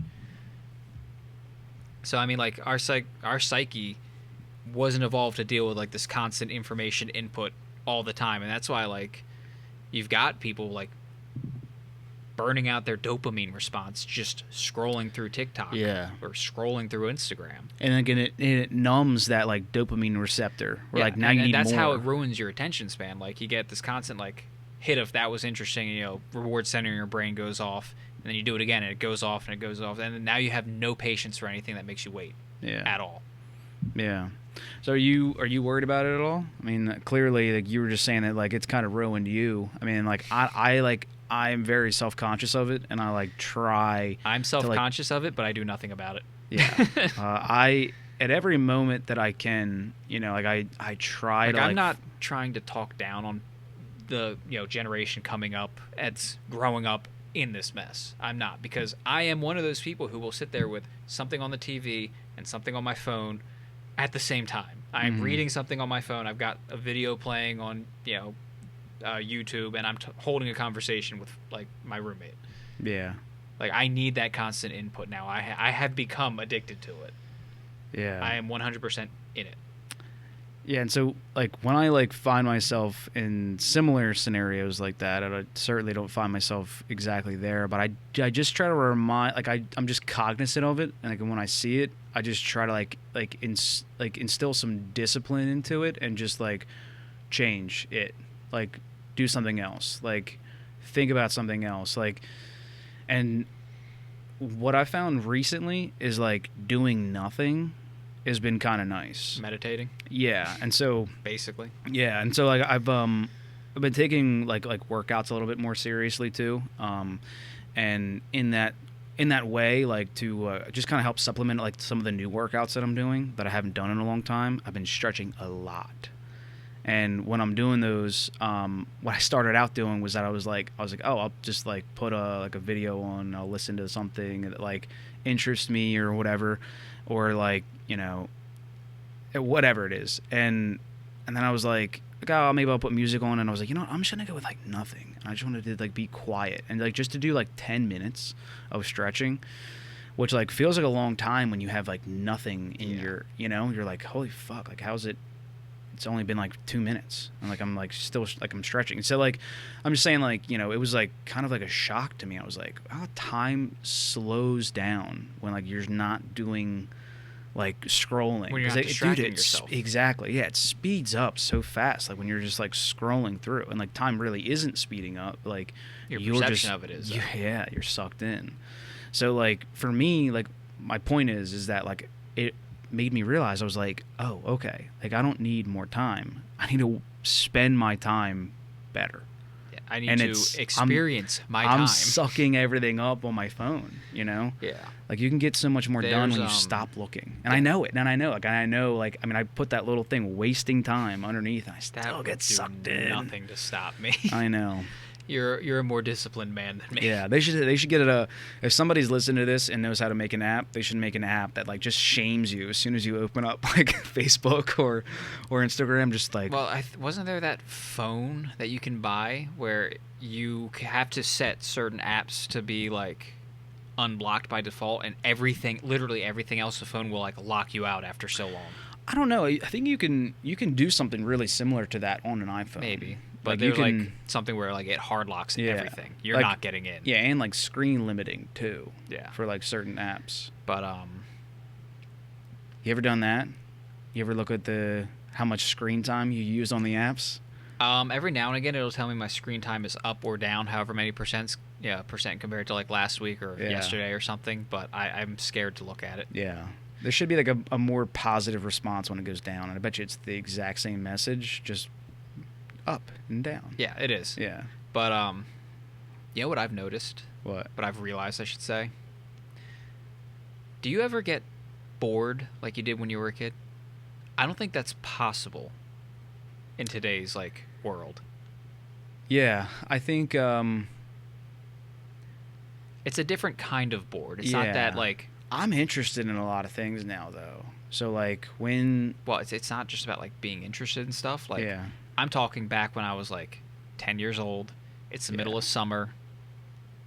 Oh, You're I see not what you're home. saying. I see what you're Nothing saying. good is on TV, or like my parents are strict about like how much screen time I had as a kid. So like, I'm not allowed to watch TV right now. Yeah, It's that the middle of discipline the really day, carried on. and I'm just laying there, Yeah.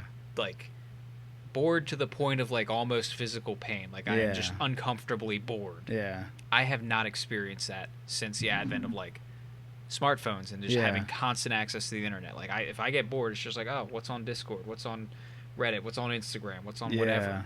Yeah. Or if anything pops in my head, I can just Google it and be like, oh, okay, that's interesting. Yeah. But I haven't experienced that raw, pure boredom. Yeah. Since I don't I was a and kid. you're right, dude. And I don't think I have. And then I I don't mean, think it's imagine kids possible. growing up and just being absence of boredom and Like, for we've the we've longest talked time- about it too, like even them like going outside. Yeah. You know? Like it's a really hot day, so going outside is like not even appealing. Yeah. But like for the longest time growing up, because we were in that time period, like we didn't have access to the internet Yeah. like we do now. Yeah. So that if there was nothing on TV that you wanted to watch, or Yeah. in my case, like I wasn't allowed to watch TV because I had already watched like an hour or two of TV. Mhm. It's like yeah, and I think playgrounds are different too. they're you safer know? and a lot less fun. Yeah, what I was gonna say, and that's what it comes with, and I guess like we can't say we're not pro safety, but I mean, like I think some danger's good, some fence hopping's good, some cuts and Look, scrapes, man, I bruises. had tons of cuts and scrapes and bruises. I had bruises that I didn't even know where they came from. Yeah, we've never broken a bone as adolescents. You were more of an onset bone breaker. Yeah, late onset bone breaker. Yeah, we were climbing trees, like Yeah. literally 50 feet up, Yeah. and we were fine.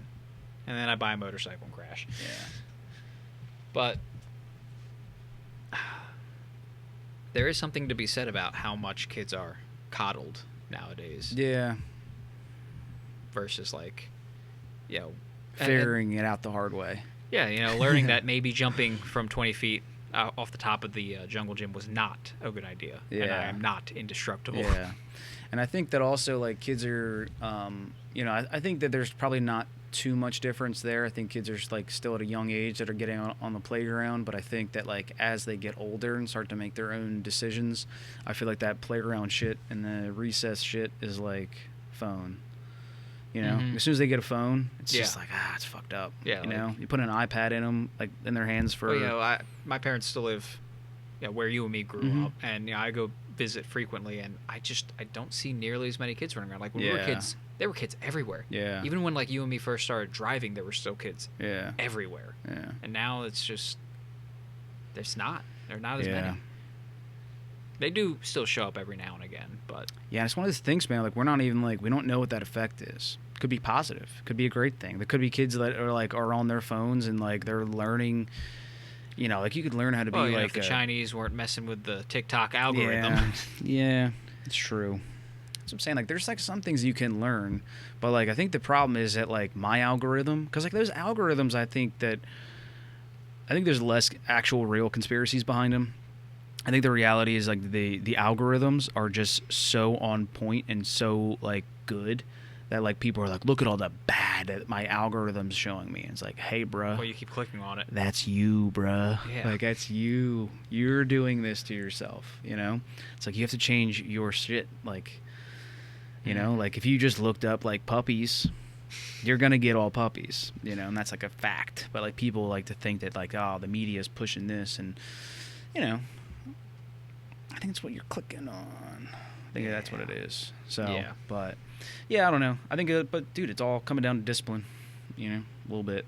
You just gotta pull yourself away, because a lot of my stuff is fun. A lot of it's like crazy shit. I send you some Conspiracies. wild stuff. Some some Conspiracies are just like wild shit well, happening. dude, they're fucking flying around these days, bro. Like, there's a lot out there. So, like, it's kind of, like, tough to fucking duck a conspiracy, Like, they're coming at you. There's a lot, bro. It was something I just saw recently. Let's see if I can embarrassingly try to think of it. I don't know. Well, I have one. Yeah. Well, this is less a conspiracy and more fact. Did you know that Martin Luther King's family sued the FBI for having a role in his death Oh shit. and won. Oh shit.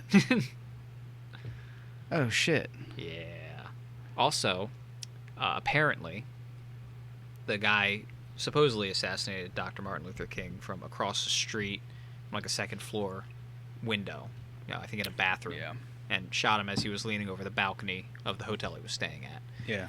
But yeah, apparently when they were, and I'm going full conspiracy here, when they were crafting that narrative, they forgot that there was a tree branch directly blocking that particular line of sight, and the Texas PD or what state was it? The police department for that state helpfully cut down that branch over, in the middle of the night to aid with the investigation.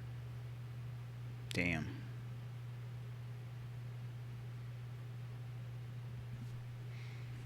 Yeah. So piggybacking off that conspiracy, if the FBI's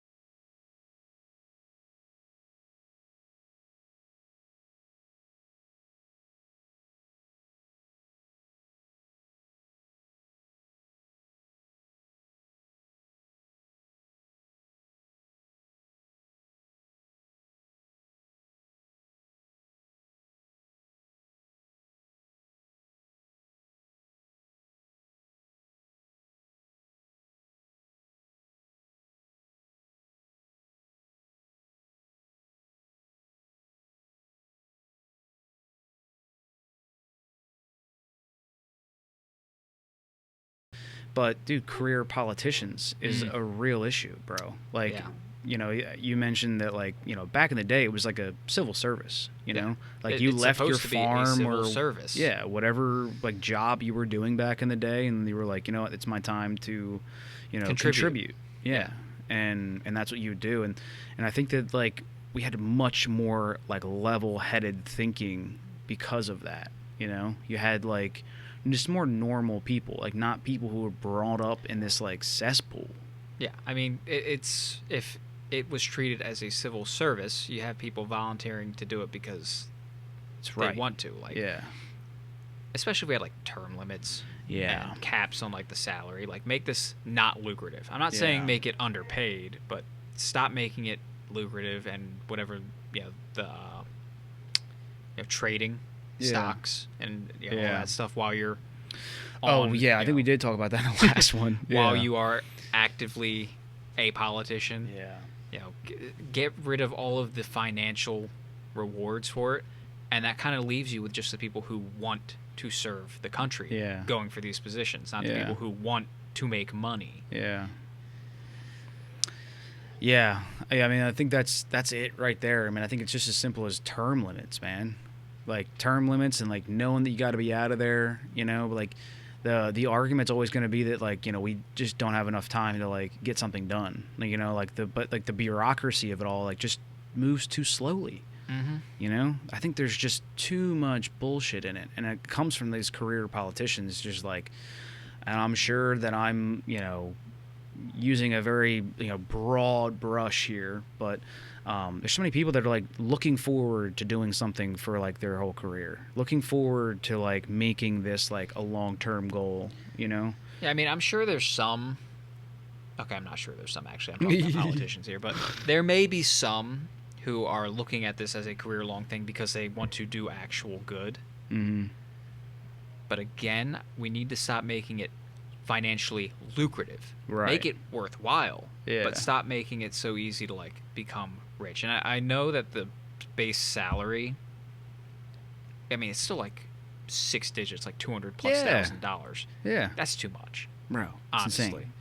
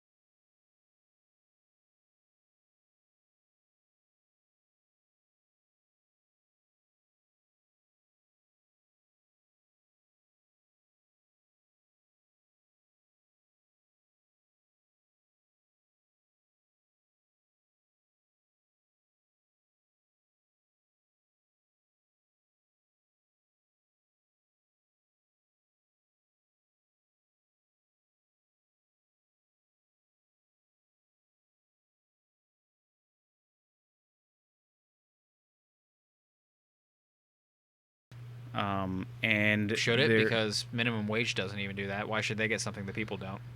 well, I mean, like, I don't like politicians. yeah, well, I'll play this other side of the coin that you do all the time as well. Is like, just because it's not how it goes, it doesn't mean we should just keep doing it. You know what I mean? We'll like, vote on them getting a raise that follows inflation when they do that for minimum wage. Yeah. No, you're right. Yeah, I mean, like, minimum wage, like I mean, don't get me wrong. minimum wage trails inflation as after like 3 years. It's like Bro, 3 years goes by. I like, don't even well, think it's I gone up guess- since I started working. Really? I think it has. Well, let's just see real quick what the current minimum wage is. I think it was $7.25 when you and me started working. Yeah. Federal minimum wage.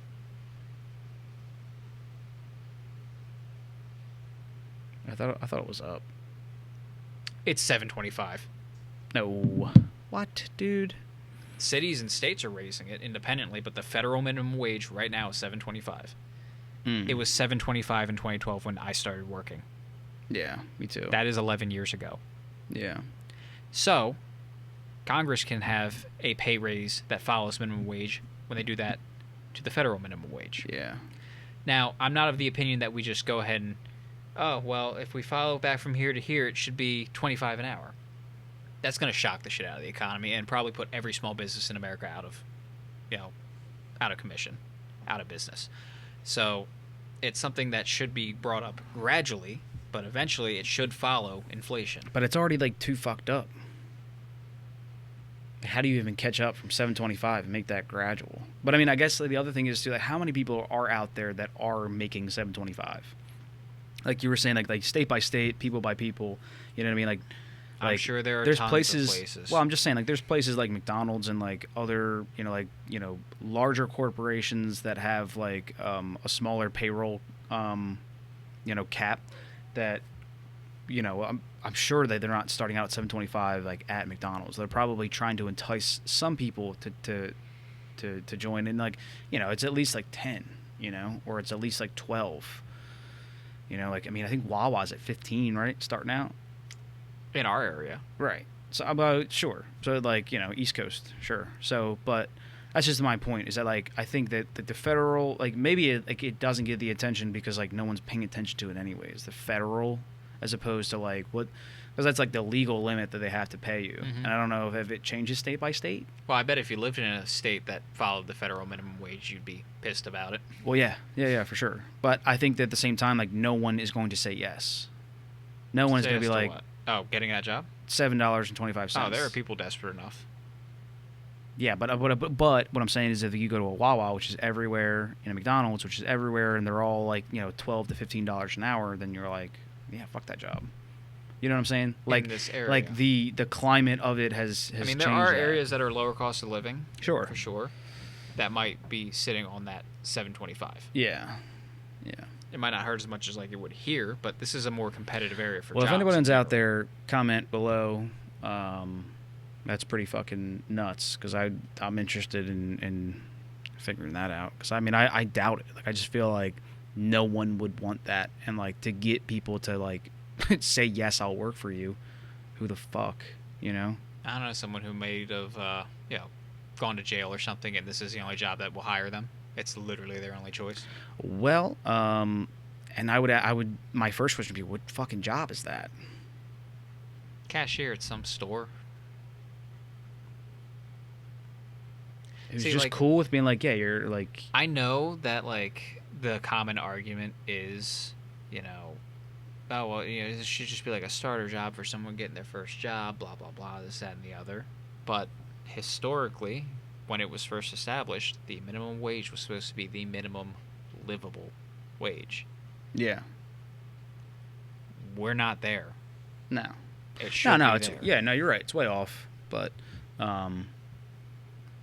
yeah, I mean, that's what I'm saying. Like, what we were both agreeing on is that it should follow inflation, and like, if it had, like, at one point it was right, and if it had followed the inflationary limits to what's livable, then I don't know how they determined that originally when they set it originally, but if they do that again and then track that with inflation and then come up with some sort of plan to slowly, I mean, I think it's pretty simple. It's $1,000 a month for groceries, and it's $1,800 a month for rent. There's the minimum, right? Like, I mean, that's so you need every month you need to make $2,800. That's a minimum, whatever that is, $1 an hour. There it is.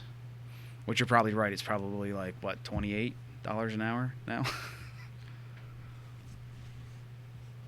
I mean, your arbitrary number. It's like, who's not $17.50. Yeah, that so arbitrary $20. number that you said. Yeah. So like, if you should be making $20 an hour. Like, Close anybody, like, that should be like a minimum wage. I think if the original minimum wage had kept up with inflation, it'd be somewhere around like 25. Yeah. Yeah, which, I mean, again, that makes sense, because, I mean, look, I just base that off of, like, can you buy $250 worth of groceries every week, which is, like, probably pretty average, if you're looking at, like, now.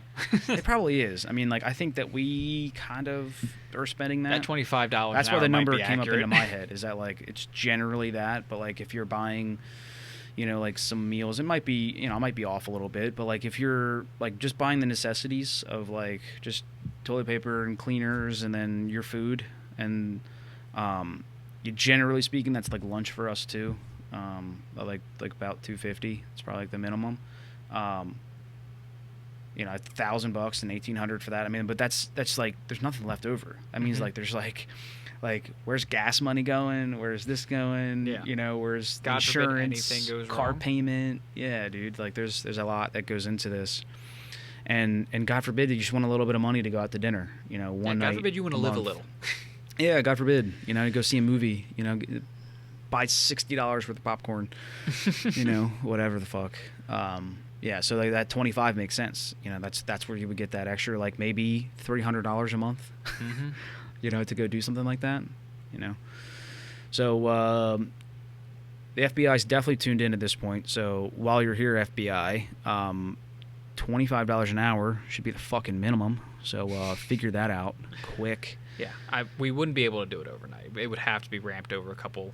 Yeah, of course, like you said. I mean, because then by the time we got there, it would as have soon to as be you like change it 28. to 25, like now, like It's a 25 shock. doesn't mean anything. You've just diminished the dollar. You've just cut down the value, and it's not the way it works. But like, and that's still to me, like I don't know why we're kind of pushing it on time here, but like that still to me is just so insane. Like the fabrication of the inflation and like putting a value on this dollar, you know, and how like it's not something that you can like truly like hold on to and like guarantee, you know. Mm-hmm. Or like, you know, even when we had it backed by gold, like obviously it doesn't work with the amount of money in circulation. It just like that same idea wouldn't work. But like, what else can you attach it to that would like give it some like rigidity and like hold on to it and to like to kind of like ward off a lot of inflation? I mean, I feel like responsible, like being fiscally responsible as a government and as a country would go a long way to stemming the tide. just kind of slow the curve of this crazy and like not that the maybe country let's can not the print country can never millions get of out of debt, dollars. right? Because the idea of the country ever being out of debt would just top size the idea of the banks, right? Like if we did that, like the banks would be nowhere. Like there would be no such, you know, the banks would have no way of being able to like continue to move cash from the Federal Reserve and throughout the other parts of the government. It wouldn't work. You know, there has to be some debt. So there's like a healthy amount of debt, you know. So if anyone's out there in a little bit of debt, you know, don't worry, government too.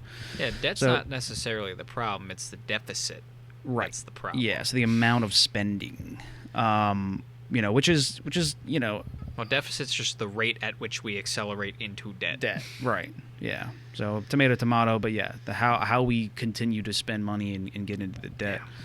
So and I agree, and what you had to be like a real analyst to like figure that out because Yeah, this is above my pay grade. I'm probably speaking a little above mine as well. Took an economics class in high school. But yeah, I don't think That's I all even I got. did that. I don't know. No, you didn't have civics and economics? We went to the same high school. See, it's like civics and economics. I was gonna say because they they weren't like they didn't even like tell you how to do your taxes. I think that's like the fucking definitions of civic economics, bro. Like no one was like, look, this is at least what a W-2 looks like. Yeah. Like buckle up, fellas, ladies and gentlemen. But yeah, so but there is this like this sweet spot, you know, certainly where like you know where there's like the government works and you know the economy, you know, and like these two things kind of working together, and you know like our economy has taken some strides, like some good points, you know, where like spending was good but it just seems like it's just this crazy balance that like it goes one way too far, all the way too far, and like. Well, the market's been good. Our economy's been good. The problem is most of that money is just going to the top of these companies. Yeah.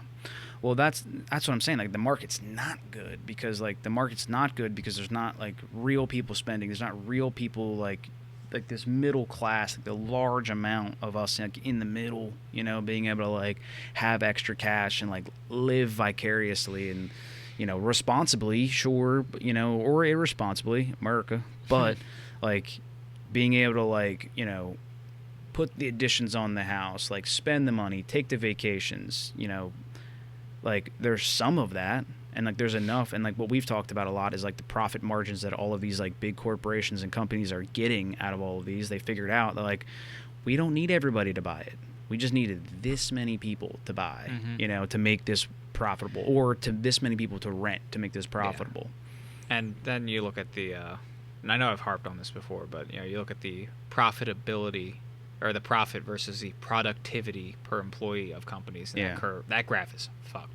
Yeah. You know, productivity is like skyrocketing and employee pay is just barely moving. Yeah. So, you know, they're getting more work out of everyone, and technology plays a role into that, but like people don't have a choice. Like why so what do you want to do? Why can't any of that money go into people paying the employees more? Why did the margins have to keep growing every year, year over year over year? You can have a healthy margin if you keep reaping that in. You're still making profit. Yeah. But it's greed, dog. It's greed it's every always time. Greed. Yeah. And I think it's also like, just like, you get a little bit of money, and like some of it, especially nowadays, is inflation. But then like you're like, yep, need more. Like like no one's ever like, yeah, I have enough money. Like, I'm good right here. I'm ready to just like sit back and cruise on this. They're like, no, I can get more money, Especially when you're like, it's my company. I want more money. Gimme. And inflation really fucking sucks the life out of it. Like during COVID, I got not laid off, furloughed, whatever the term is. I was temporarily not working because of the lockdowns. Yeah. And I got unemployment money, as well as money from the federal government and the state government. Yeah. Weekly, I had to apply until I got my job, until I started working again. Yeah. Whatever that aid was. And it's crazy. I was actually making more money doing that than I was actually working. Yeah. A lot of people were. Yeah. But that amount of money that I was getting, I was actually for the first time watching my bank account steadily grow. Not like crazy, but like, okay, this is how much I realized, like, this is how much money I need to make to be able to put money away at a decent pace. And like, if I made this much money weekly, I'd never have to worry about money again, as long as I don't do anything stupid. Right. I make close to that now. Yeah. It's not the same. Not the same. And that was 2-3 years ago. Like, what the fuck? Yeah, dude, we're all fucked. 2-3 years ago. Yeah. I'm like, I think the money I'm making now is just a little less than what I was making during COVID. Mm-hmm. But like, and imagine the people who are behind the 8 ball. I mean, if you're just a little behind the 8 ball, you're fucked, dude. Yeah. It's so hard to come back out. So, something needs to change. Yeah, dude. I need to win the lottery. No, I think you need to run for office. I mean, but seriously, I mean, I think that someone with, responsible ideologies should, and like you said, term limits, career politicians, I think a lot of business owners out there need to like kind of turn a new leaf and start thinking of employees. They're beholden to the shareholders, and the shareholders can sue if they don't think the business is doing everything to maximize profit. Yeah. I mean, I don't know how you walk it back from there, but I mean... Well, you blame whoever ruled in favor of the shareholders way back in the day when Henry Ford was trying to invest more money into his employees, and the shareholders said, no, that's our money. Yeah. And then the judges side with the shareholders, and that set the precedent that we follow today. Yeah. So if anyone's got a time machine that I could borrow... Yeah. Yeah, we're going to need that time machine pronto, because I think, just the inflation alone, like that's probably, in reality, probably the least of our worries, I think, like, we're in a landslide of culture issues and, other huge problems that, like, there probably is no walking back, Yeah, there might be walking back, but it's going to be a lot of slow, small steps. Yeah. But how did we end up here? What were we talking about at the beginning? We went from cars to this. Yeah. That's another thing, too, dude, like child education. I know you talked to me about this because just talking about, like, kind of the culture issues. You were telling me something about, like, people or kids in, like, 3rd grade now are reading on a 1st grade level. Oh, no, it's worse than that. Kids in high school are reading at like a 3rd grade level. I'm gonna get you. Make sure that you're in there. Oh yeah. Like high school students are struggling to read, dude. And I don't know if this is like a leftover from like No Kid Left Behind or something. Yeah. But like they're just pushing them through. Bruh. Yeah, I mean, like No Kid Left Behind. Like, I was. What was the idea behind that? Yeah, I was too young to even know the specifics of it. Yeah. But I know a lot of people I kind of of touched on this, like, ideology, when we were talking about, like, people just, like, looking for something to be like, that was my program. You know what I mean? Like, I was on the right side. It's like, that was George W.'s. I think you guys fucked these kids. This is not good. Like, if you know that they can't fail you and you're just going to get out, you know? I mean, look, if I was a kid, I probably would have had that ideology as well. Like, I mean, we obviously knew each other in high school. I didn't do great. That stuff, no, that stuff I think kicked off. That was George W. Bush. Like, that Obama got elected in 08, so that's like before 08. Like, we were in like middle school and below. Damn, see? My mom didn't tell me. Well, the thing is, like, with no kid left back. behind, I'm pretty sure if you were just like an average student or above, it didn't affect you. Yeah. So, like, you know, I know you say you weren't the smartest kid in school, but you did fine. Yeah, because I tried, doing my best. Yeah, so... But, like, imagine, like, finding out, they're like, look, you can do your best, or we could just be cool, man. I don't think your mom would let you get away with that. No, she wouldn't. Which is, again, another, like, fortunate, you know, leg up in my life. Yeah. Good mom. But yeah, so, I mean, but imagine... I feel like that would still be hard for me to wrestle with. Like, as a kid, my mom would probably at some point figured out that my grades were slipping and this was not good, and you know she would probably like yell at me, and then I would be like, "Oh, they're gonna let me go anyways," you know. But I think like let's just fight. pretend. Yeah, you're right. But like I'm just saying, like let's pretend like that's the scenario. No, I know what you're saying. Like there are plenty of kids who don't give a crap what the parents say, and they're just like, I'm gonna make it through anyway. I don't care. Yeah, and but it's like, I mean, and then what? That's probably what's happening. Yeah. Because, you know, again, these high school kids are, like, reading at, like, a third grade or lower level. Yeah, it's fucking nuts, dude. Like, these are about to be adults unleashed into the world, and they can't read. Yeah. We haven't had literacy problems like that since, like, the 1800s. This is idiocracy, bro. Yep, we're living President Camacho or Tamacho or something? I don't remember his name, but... I mean, I guess you think about it, Trump was a reality TV star. We're not far off the mark. Yeah. Yeah. Damn, dude. You know, and to that point, dude, I think that there's also going to be a shift in our tide a bit. I think it's kind of already happening now, where like it's hard to find good mechanics. It's hard to find, you know, good carpenters. It's hard to find, you know, good, you know, HVAC plumbing support. You know. You know, they're out there, you know, the infrastructure still moves and it's still going, you know, electricians and, you know, power lines are all still staying on, like we have electricity. The biggest issue is like blue collar work is hard and other jobs pay better. But I think there's going to be a change in the tide. So like as the number of us and blue collar workers, everybody should know, I think that once our group of all of us who like work in these trades ends up getting smaller and smaller and smaller, you know, the jobs become more in demand. Yeah, and prices go up. Prices go up. Yeah, I mean, just like, you know, if you knew how to like work on a computer, you know, in 2002, they were like, "Yo, you can do that?" You know, they were like, "This is fucking nuts." And like, now everyone wants to be in IT.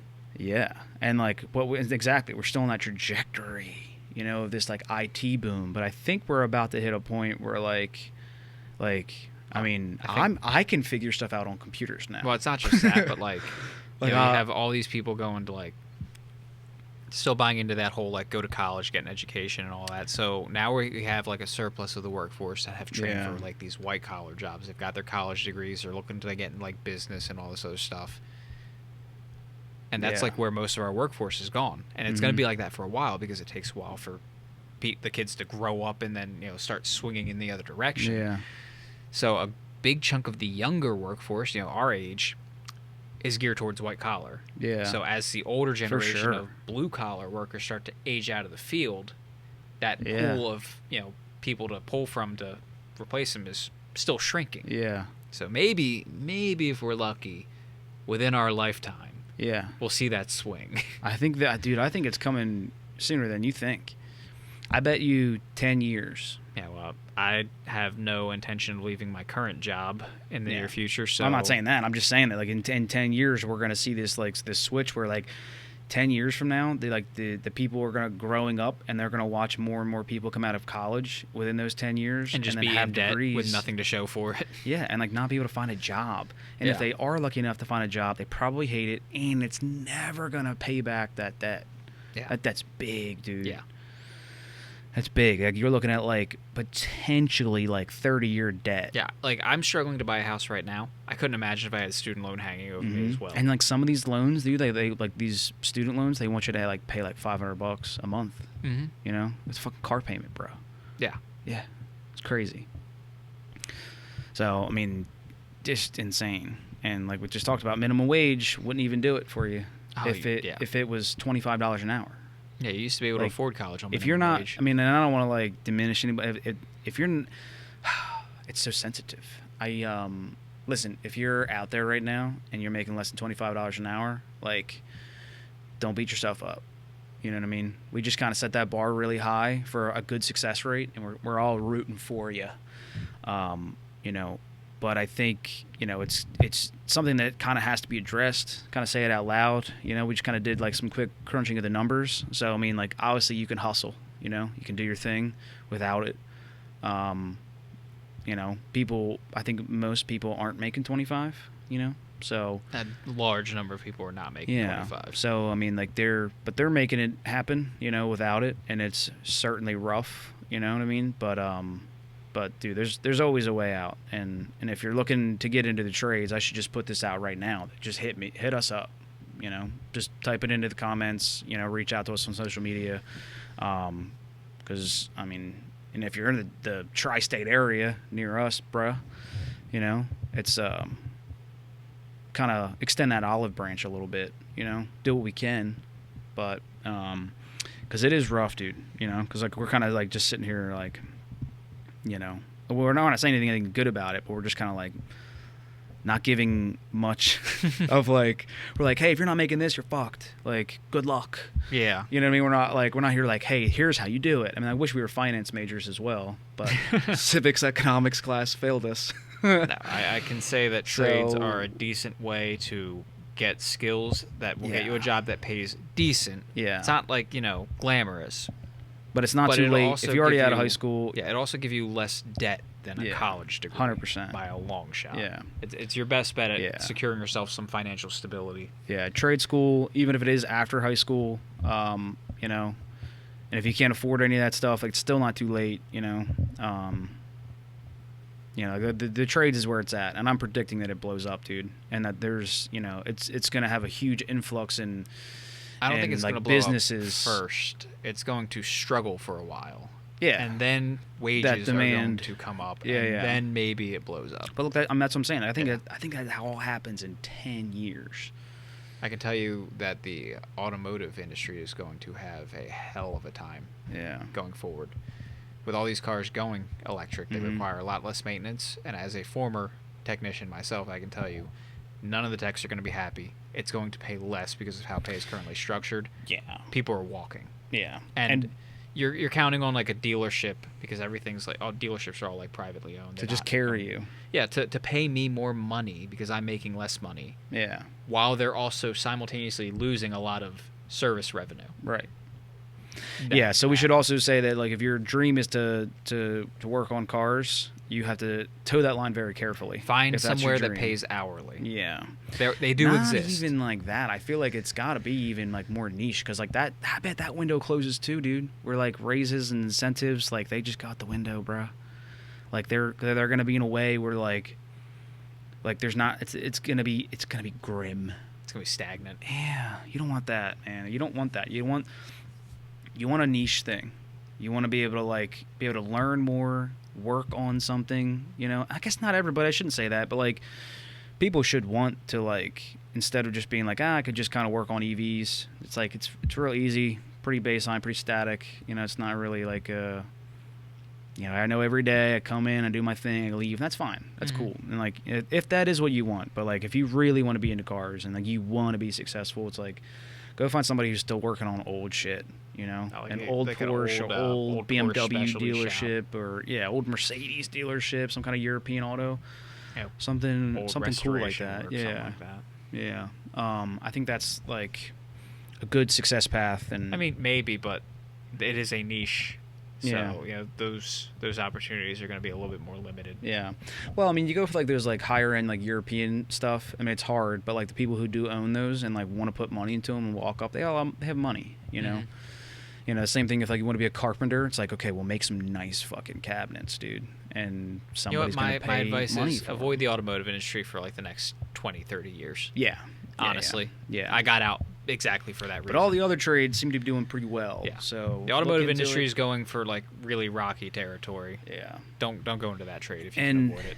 Learn about cars if you like cars, sure, but don't make it your profession. I got out because of the oncoming like EV onslaught, and flat rate isn't compatible with that. It just is not. Yeah, that's what you're saying. Like the service work's gone. So I mean, how can you do anything flat rate? Yeah. Nothing to do. You can do plenty of warranty repairs and lose your ass on it. Yeah. Which is again, that's not like a flat rate thing. Like it's not gonna bode. It's not gonna go well. Avoid the automotive industry for a while until they figure out how to pay you. Yeah. Yeah. Not flat rate, because you're not gonna make any money once everything goes hybrid and EV. And that's dealerships. So I mean, that's dealerships, and that's like most like independent, like all makes and model places. They'll be safe for longer, but that's the thing. Like if you're just coming into the job force and you're going to be working for a 40, 50 years, you can go to an independent, and right towards the end of your career, that's when all the electric cars start hitting that part of it. And now, when you need the money most, you're not going to be making shit. Yeah, exactly. So I would avoid the automotive industry for like 20. Well, specifically repairing. Yeah. Body is fine. Sales fine. Sales. Manufacturing fine. Like if you want to work in a factory. Yeah. And anything above that, but don't be a mechanic for like the next 20, 30 years. And if you're already in it, Godspeed. Where are these factories, in America anyways? Tesla. Want to work for Tesla? They're opening a new factory in Texas. Yeah. Toyota's got a factory in Tennessee, I think. Really? Okay. Yeah. Honda's got an American factory. Toyota has an American factory. Ford does have. I don't know if they currently have like a factory where they're building entire cars, but they've got like engine factories. Okay. GM's got American factories. I know that they both have a lot of like Canadian and Mexican. So if that's factories. what you really want, make the move. Yeah. To go to these satellite places. But anyway, so let's I guess too, like, dude, like one thing I want to say, and we'll just kind of wrap it up.